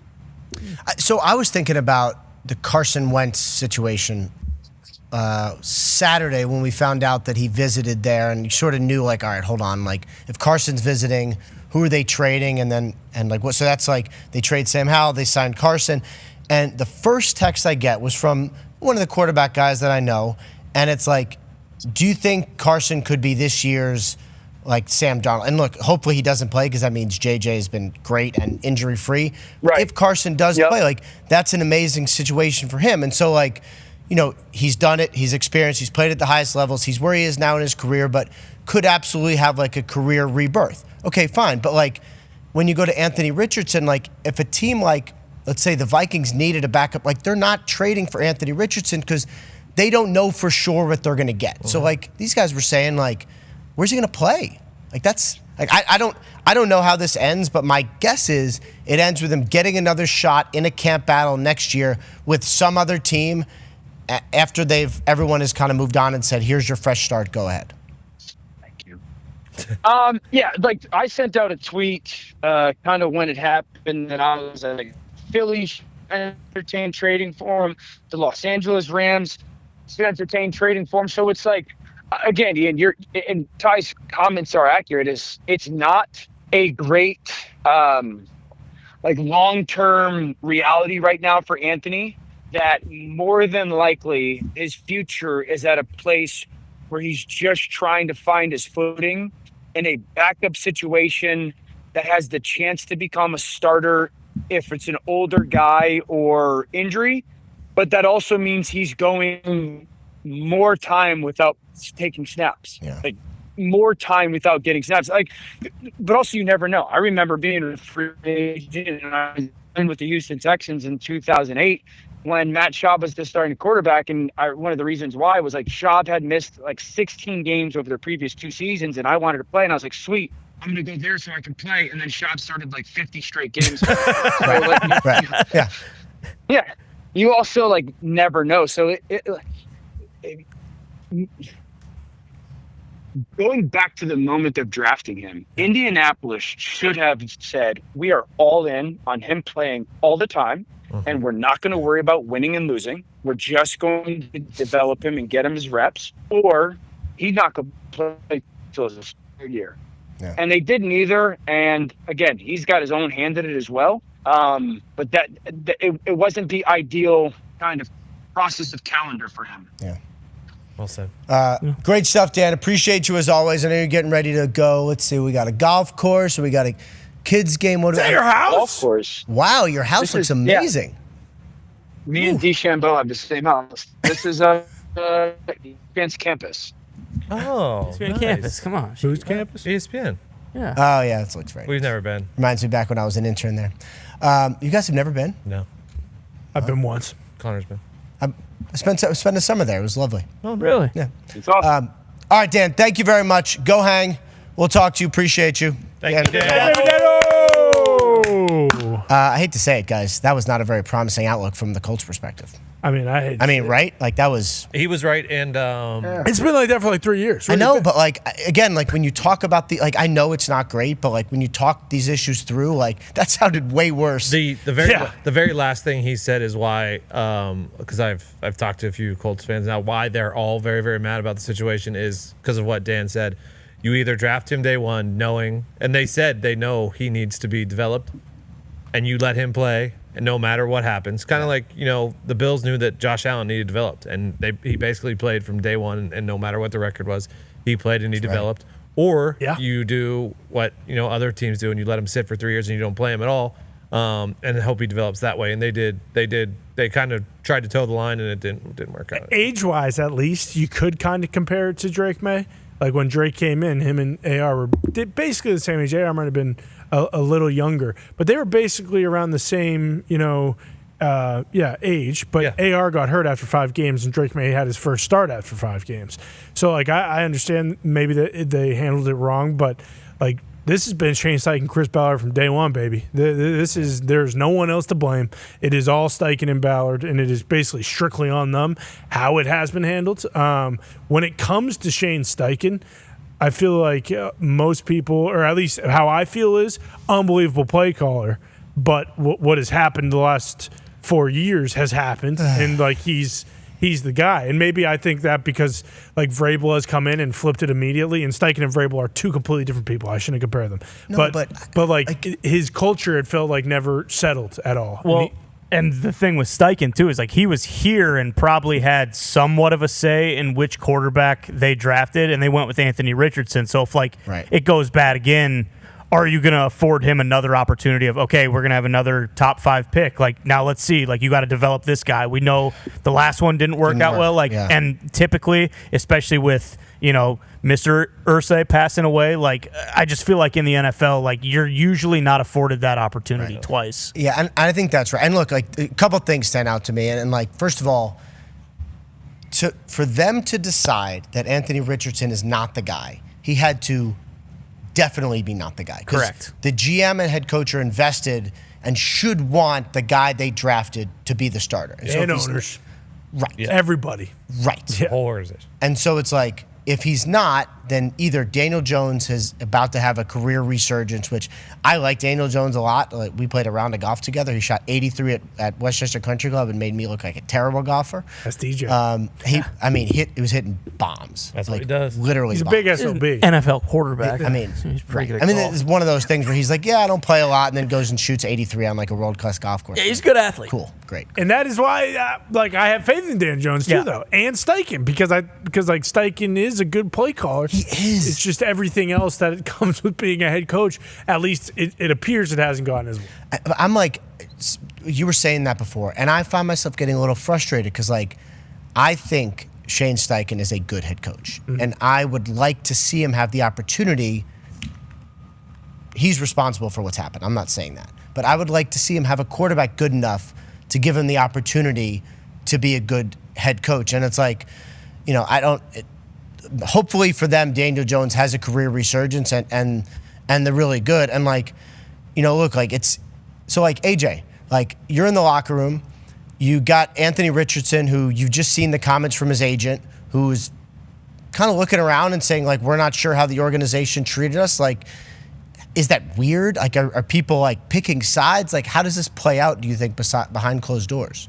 Yeah, it's a good question. When it comes to quarterback competition, there's definitely sides. There's certain receivers want this guy, certain receivers want that guy. The O-line wants certain guy usually.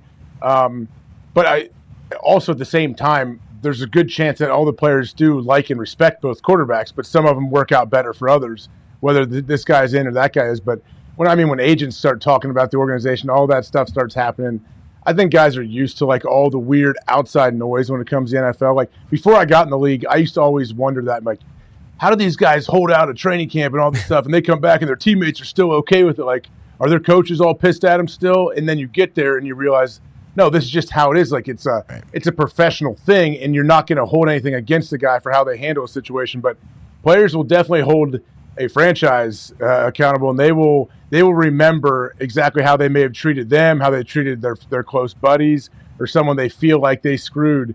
And I'm not saying anyone got screwed over here, but when it comes to quarterbacks, if you draft a guy in the first round and your quarterback doesn't become your franchise dude, it doesn't kill you like it used to. It used to really be tough with the salary cap and all the guaranteed money they got now. With how the salaries are, you can still it's easier, I guess, to recover and figure it out. And with quarterbacks bouncing around, to your point, Dan Jones is here. Sam Darnold, Geno Smith, it does happen a lot. Baker in Tampa, Tampa didn't have a future, if you will, when it comes to a quarterback, and then they just got Baker for the next 10 years. I know we don't have it, but to your point, AJ, Quinton Nelson did an interview. We might be able to find it real quick, but it was basically them asking him about, Danny Dimes and Anthony Richardson. And he doesn't have any animosity towards the players, and he might not even have any animosity towards the team itself, but he's sick of it. He said in his interview, this is 7 years in a row now where I've had a different quarterbacks for basically my entire career since Andrew Luck retired. And I'm not saying Quentin Nelson's going to cause a fuss, but I'm assuming that for him to speak out. Exactly. Doesn't speak at all. Doesn't really do any interviews. Never really hear him talk. But for the one time for him to speak, for it to be yeah, you know what? This sucks. Yeah, okay, sweet. We found it. Let's listen to it. I would say so. I think I'd be lying if I said it wasn't. You look around the league and see just the consistency of having Patrick Mahomes or a quarterback behind you that's been the franchise player for years and years and years, and getting to build that chemistry with that quarterback year after year is something that there is an advantage to when it comes to O-line play. So to answer your question, yeah. I would say. Yeah, it sucks. I haven't known a quarterback in 7 years. They're all different, and none of them like the same shit. It's the worst, is basically what he just said. And look, you got to go out and play a season, and you got to try to win, but that's not that's the kind of enduring message right now, right? Isn't that talking about how the plays in the locker room, AJ? Isn't that the locker room? That's must be other guys. Figure it out. Quentin Nelson said, "Hey, figure it out. It's your guys' job to figure out." The roster development and how to bring people in and who to get rid of. Hey, figure it out. We need a quarterback. I've been here. And it is true. The O linemen, they all it's one big cohesive unit, and that quarterback is attached to the hip. They know exactly how those guys like to move, where they set protections, all of that stuff. The continuity is gigantic, and that's what he was saying there. Well, think about how important the quarterback position is and getting it right if you are drafting that high, because the Commanders, it was on Get Up this morning, the sneaky Hembo question of the day was which organization has the longest streak or had the longest streak of a different quarterback starting each year. And this will break a streak for the Commanders of 8 straight years where they had a different quarterback starting game one. Wow. I believe the Colts will be at 7, I think, this year.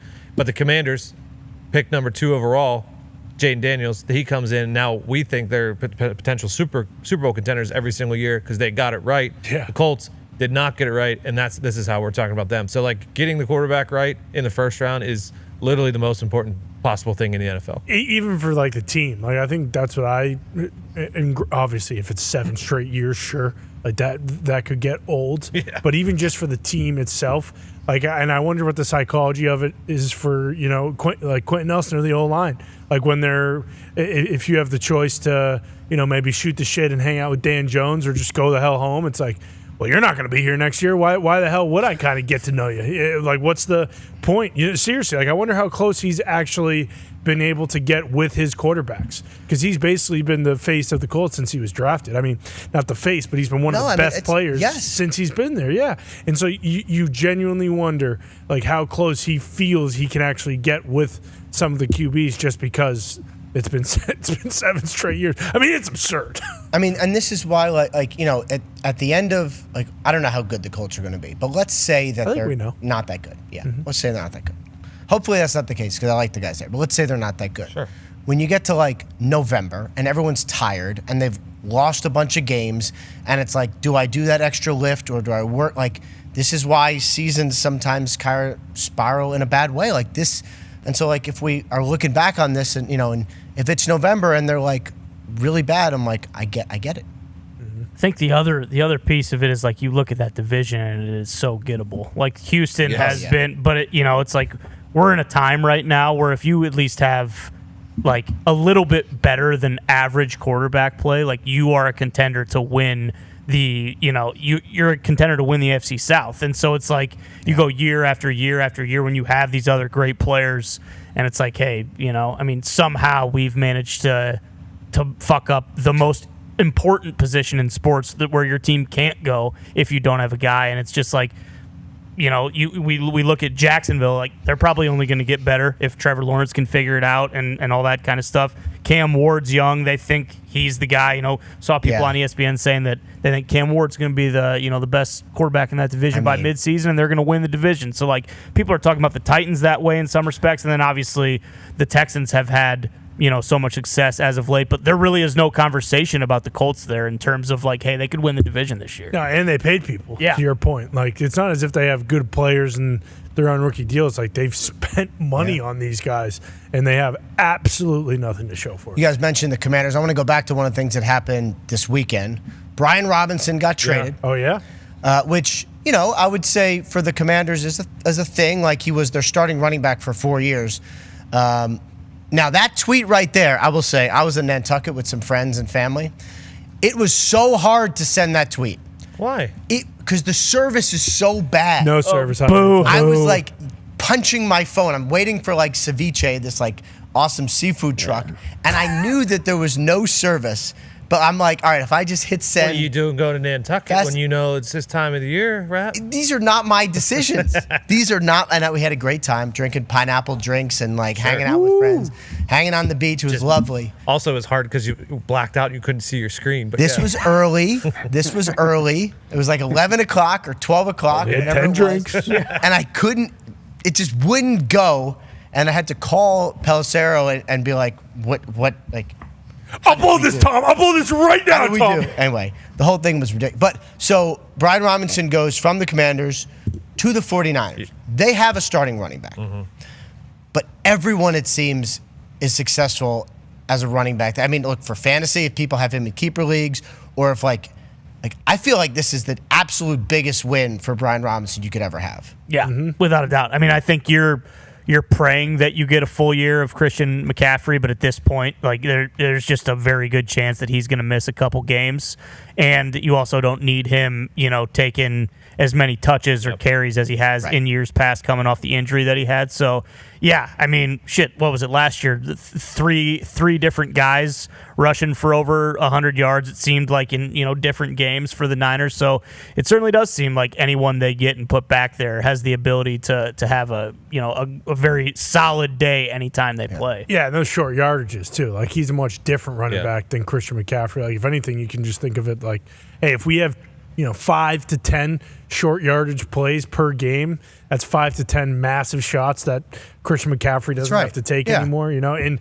of course they're important plays, but Brian Robinson, you said it. He started for 4 years. He's really good running back. And as the internet pointed out, him and Ricky Pearsall, they have a lot to talk about. They have a lot to bond over, and now the Niners lead the league in that category. Yeah, great time to be a Niners fan. Yeah. They're gonna all come out to many men. Yeah. Yeah. You One of your favorites. The Niners, I don't know. I mean, it's a great song. Do the Niners still do the boombox since Debo's gone? That's a good question. Ooh. Do the Commanders? Do the Commanders do the boombox now? It's going to be interesting that we need to track week does one. that guy? So I saw who's the guy who came out with Shador? The who's a corner played it out with the scythe. stick? Yeah. Mm-hmm. Yeah. I can't remember. Does that guy he got cut? Oh, really? Yes. So who walks out with Shador now? Who walks out with? So Shador's not getting cut. Shador's not getting cut. Are the Browns keeping 4 quarterbacks? Is a conversation that I think interesting. We probably should have. Okay. Coming up, not in this network.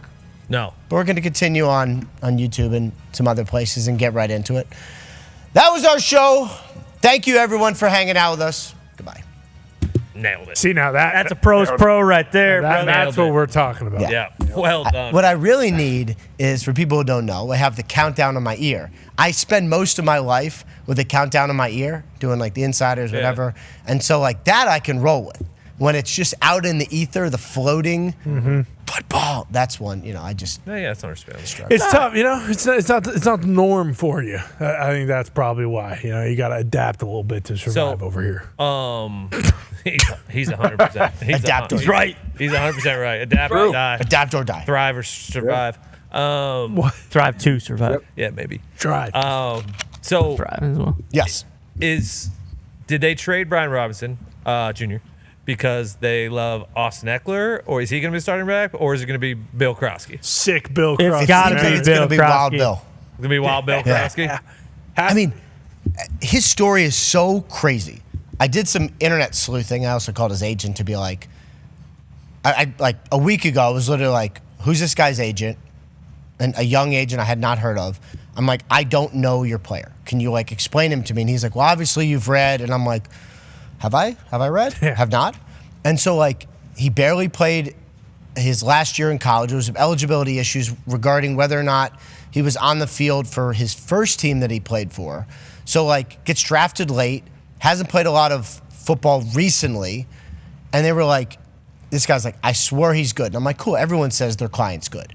This guy actually is good. And so, like, there is a real chance that the Commanders' starting running back is a player who played one game in college last year and bounced around and, like, just that's going to be it. Like, it's – and, like, meanwhile, Brian Robinson, who started 3 years for them, gets traded for a 6th-round pick. Yeah. Right? I mean, that's just like – NFL's wild. That's Bill Krosky merit football. Yeah, it's being a running back now. You know? Yeah. It's a tough business. The other thing that happened this weekend, we talked about one of the quarterback trades, talked about Sam Howell going from the Vikings to the Philadelphia Eagles. The Las Vegas Raiders now may need to make a quarterback trade themselves. I know this because of my sources, and also Pete Carroll literally came out and said it. Aiden O'Connell gets injured, fractures his wrist, out 6 to 8 weeks, so he'll begin the season on IR. And they now need to go trade for a quarterback. They now need to go find someone who can back up Geno Smith and, you know, someone who can be secure. They want someone with experience. We have talked about some of the teams that might keep 4 quarterbacks. Like the Browns have come out and been like, yeah, we're planning to keep 4. I think the Giants have a chance to keep 4 as well.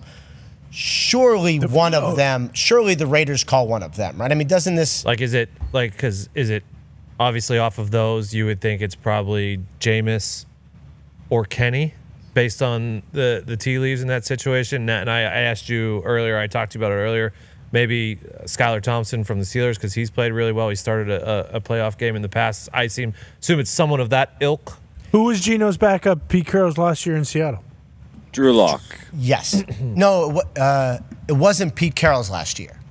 So I think Pete Carroll didn't have Drew Lock, right? Because there was a year in between. I forget, but would Drew Lock not be one of those? So that was my thought. And then they drafted Jalen Milroe. So it's like, if you're going to draft a quarterback in the 3rd round, might he be your backup?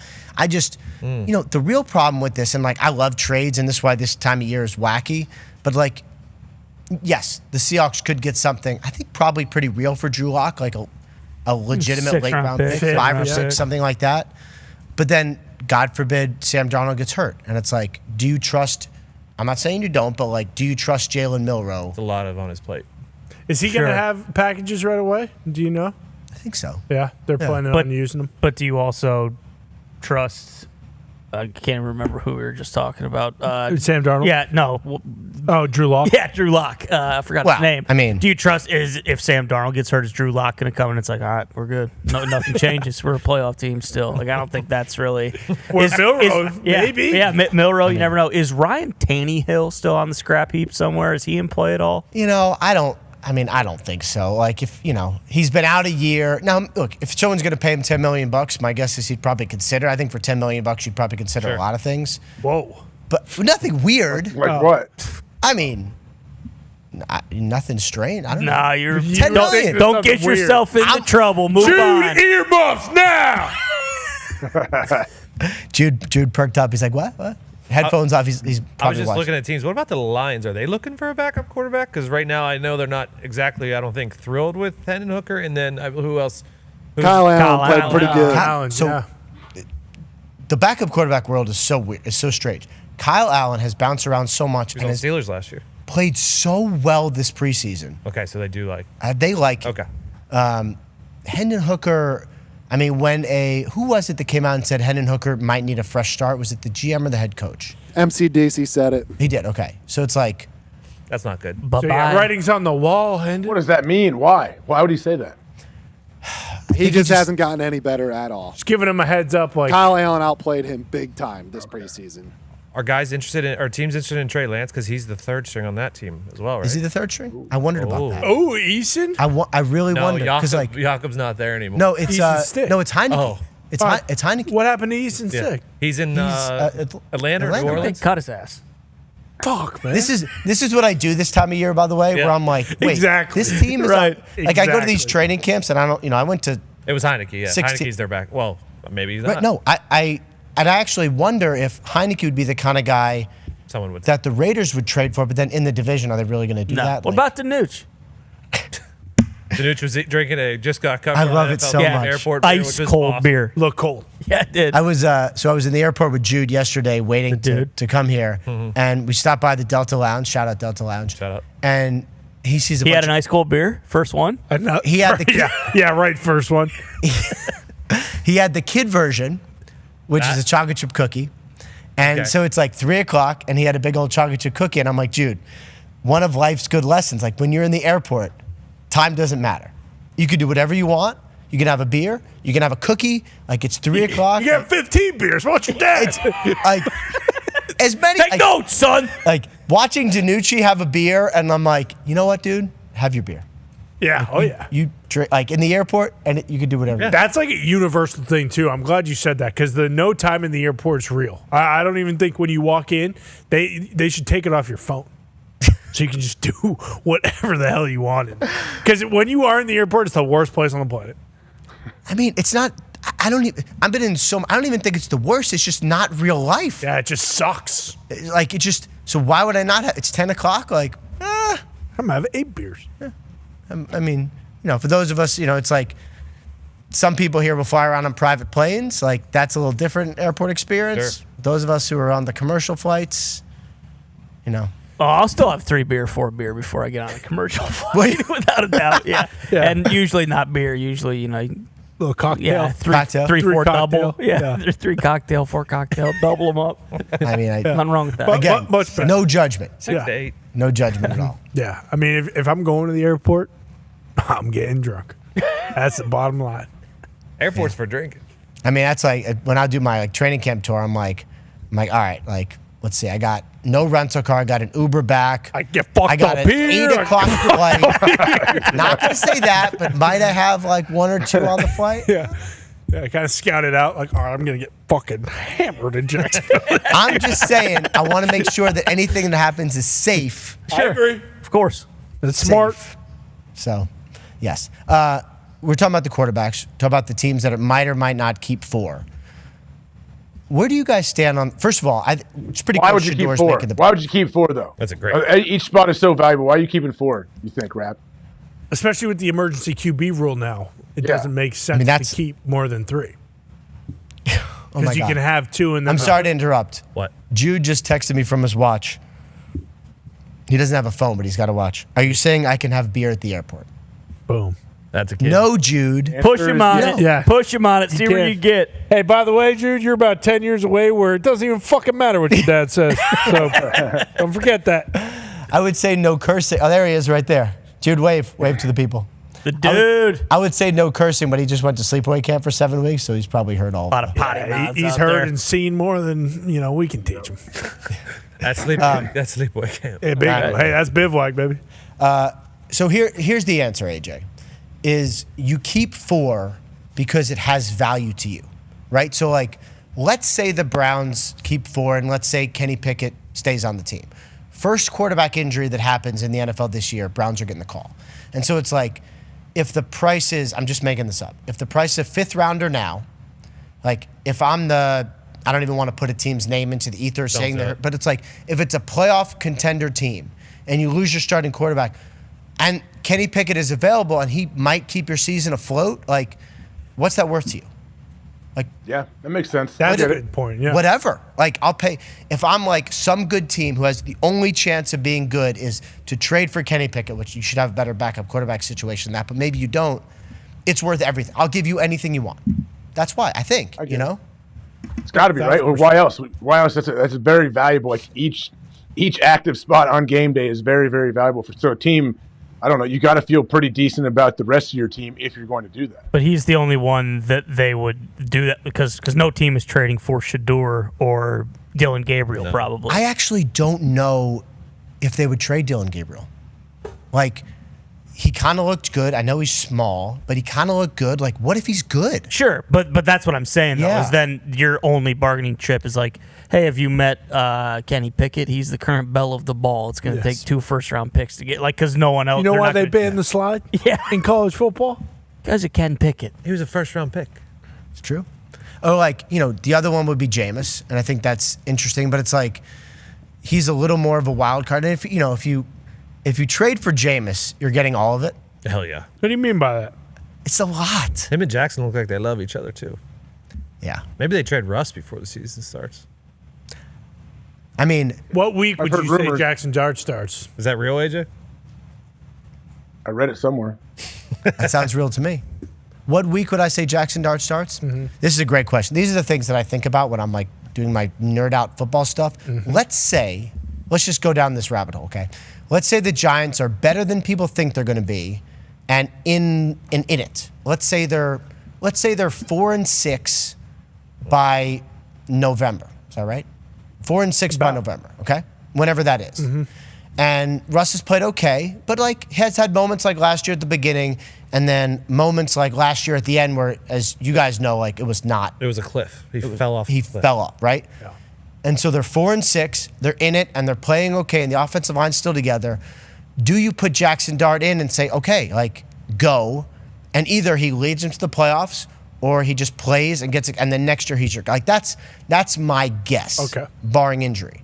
And if you're a Giants fan, and like for AJ, like for, you're a player, you want your season to have meaning, you want to make sure you're alive, like, doesn't that give you a little bounce if a rookie quarterback comes in like the middle of November, Yeah, I think that's the way to go. Yeah, put Russ in. Let's hope we don't need to put our backup in or our young guy like Jackson Dart. Let's hope we can play as long as we can, and Russ has a great year, and here we go. But yeah, knowing, like, I think the 4-6 thing, that makes sense because it can kind of give the team that boost and that jump that you possibly could instead of you're going to go one way or the other at 4-6. No. It's either going to be really terrible or, hey, let's make a run at this. Not the easiest first 12 yeah, they got to cut.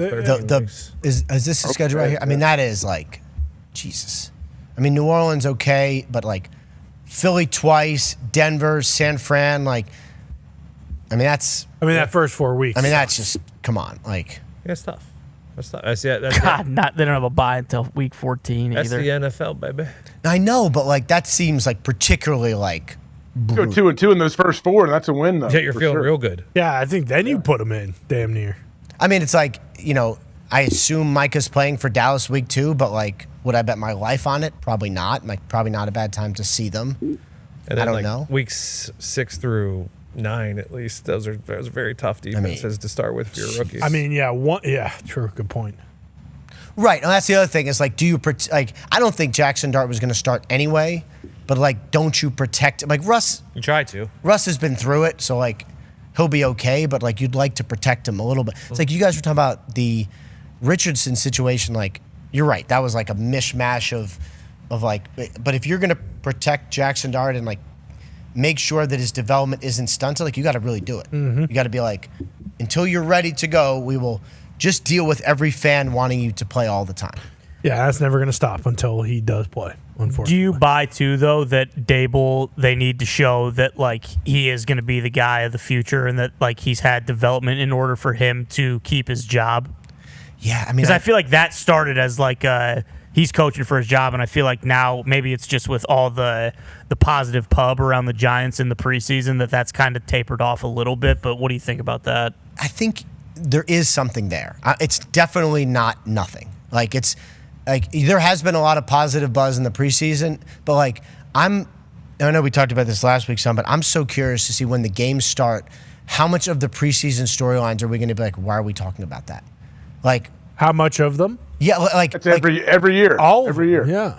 You know, like maybe the Bengals defense is good. Maybe the Jets offense is good. Slow down. Like maybe on both of those. But no. But you know what I mean, though? Like I do. like- But every year the preseason is mostly bullshit. But then situations like Bill Krosky-Merritt come out, and then then all of a sudden this kid is a star. Like that's my favorite part. When we were talking about the Panthers and Adam Thielen, and granted this is a very specific player, and I have been pounding the drum for him. Go ahead. But when we were talking about Thielen, it's like this dude, Jalen Coker, that they have, who's going into his second year. At the end of Carolina's year last year, he was their number one receiver. And it's probably because Leggett was their rookie last year that Coker didn't get love as a rookie receiver, but he's really good. And there are random players like that you find through the preseason that like you root for. But when it comes to storylines, like I typically think 100% of them are complete horseshit aside from Micah contracts, all that stuff, because that does actually linger into the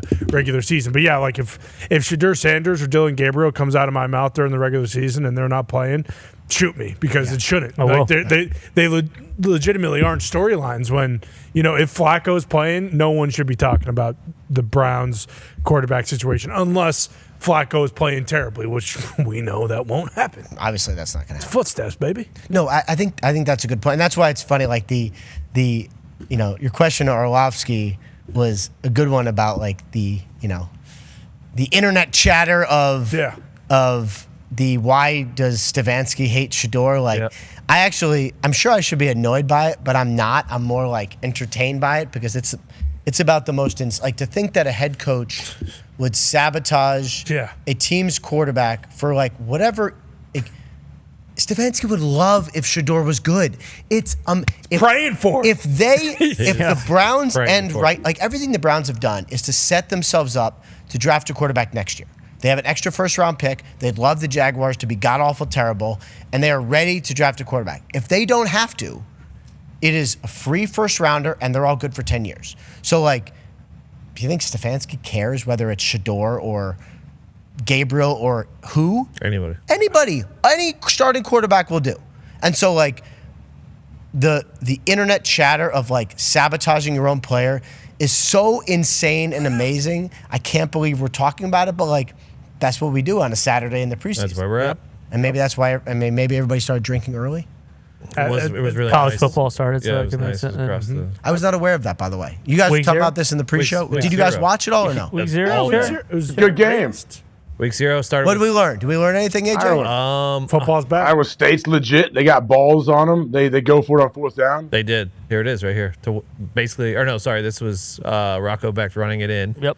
To take the 24-14 lead. Rocco Beck. Can we figure the field out overseas, please? Can we figure the grass out once overseas? Wasn't happy. McQuaid was sodding it big time. Was it awful? Was it like Well, the line. I mean, it was rainy, obviously, but look at it. It always looks like mush. Just muck. You couldn't see the lines, and there was a controversial spot on K-State on one of their drives. But K-State answered, and then this was the 4th and 3. They went for it, where if they did not get it. What a call! He is good. Was he not short there? He was. He was. Oh, And okay. they just kneeled it out from here.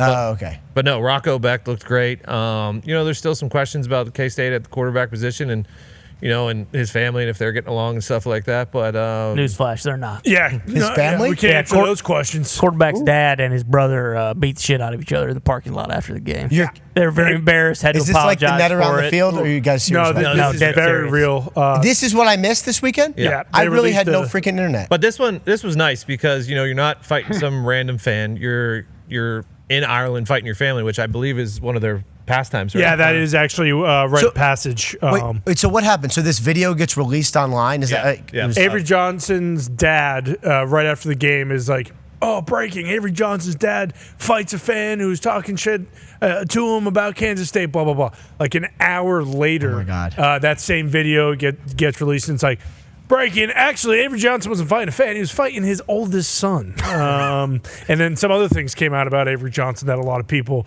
did not know, including myself. But yeah, that video took over. There was a good 3-hour period on Saturday where if you opened your phone, you were at one part of the saga, whether you were just seeing it, whether you found out that they were father and son, or whether you were getting the released joint statement from the two about how they can't be doing that. College football was all the way back. So how does it work? So they fight allegedly. Well, it's not allegedly. No, They fight. And then somebody's like, all right, like, I know you guys just tried to like punch each other, but let's sit in the same room and come up with a statement together. Probably, you know how. So. I mean, listen, if you've had. How did it work? I've never fought my father because I ran away and he didn't catch me. But you fight your brother and you start like you just. I mean, your family. You hug it out and then you put out the joint statement. I mean, what did you and Schulte do?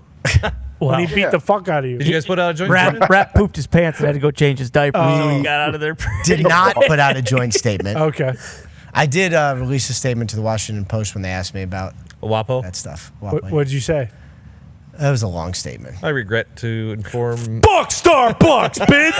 Is that what you said? Duncan for life! But, I have since had some Starbucks coffee. They still do a nice job. Yeah, for sure. They do a good job. But no, it was a great day. It started with that. Kansas absolutely routed in that game, and then it ended down in Hawaii. Stanford went to Hawaii. And Hawaii won on a field goal kick from a kicker who learned how to kick on YouTube. I believe he's from Japan. Oh, yeah. Is this why people were texting me about a YouTube kicker? Yeah, this is Hawaii's kicker. I thought I was like missing an NFL tryout guy. He like saw football somewhere and then was like, "Oh, I'm going to go This on guy YouTube, right here? yeah, and learn how to kick." And he kicked the game winner to beat Stanford on Saturday to end. What a beautiful day of football! Do you guys know we have some college football breaking news? Great. Really? No, what? Would you like to hear some breaking news? Yeah. Yep. This show. Is it okay to say it? All right. This show will be live from Columbus on Friday. That is breaking news. And I'm going to be guest. No, I'm not going to be guest hosting. Oh.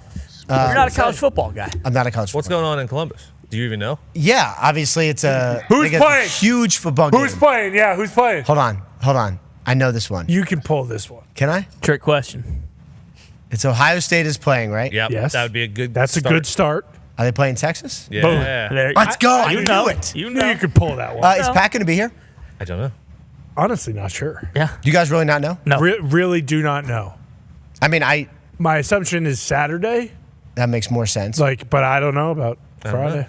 I honestly don't. I have not talked to him. Of course, I have not texted him either, but he hasn't texted me either, so. Sure. That makes sense. Fine. Sorry. Pumped though. Should be great.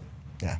Those I imagine that atmosphere, doing the show in that atmosphere is probably awesome. It's really right? fun. It's pretty cool. Depends. Ohio State is over when it comes to the Friday shows. Usually it's rainy or because it's Ohio State, they don't really care because they have cool shit like this all the time. But like I will never for the rest of my life forget James Madison, like JMU. Seriously? There were like 15,000 people It was- out there. Yeah. They don't. This was on the Friday, right? This Yes. is on the Friday, yeah. They don't get shows Before. there a lot. No, they never get game day. So like when schools like that have it, it's much better. Ohio State, they've grown a little too comfortable when it comes to their success. Oh, look at us. We won the national championship. Yeah. So they're it's Friday. Well, we play on Saturday, so. This is like when I always appreciate College Game Day doing like a, not that James Madison's a random school, but it's kind of like a Sure. I mean, a place that you would not otherwise go because like it is electric. Oh yeah. You know, Truly. and like even if it's like cold or rainy, and I'm like, Well, when we went, Signetti was the coach. Yeah.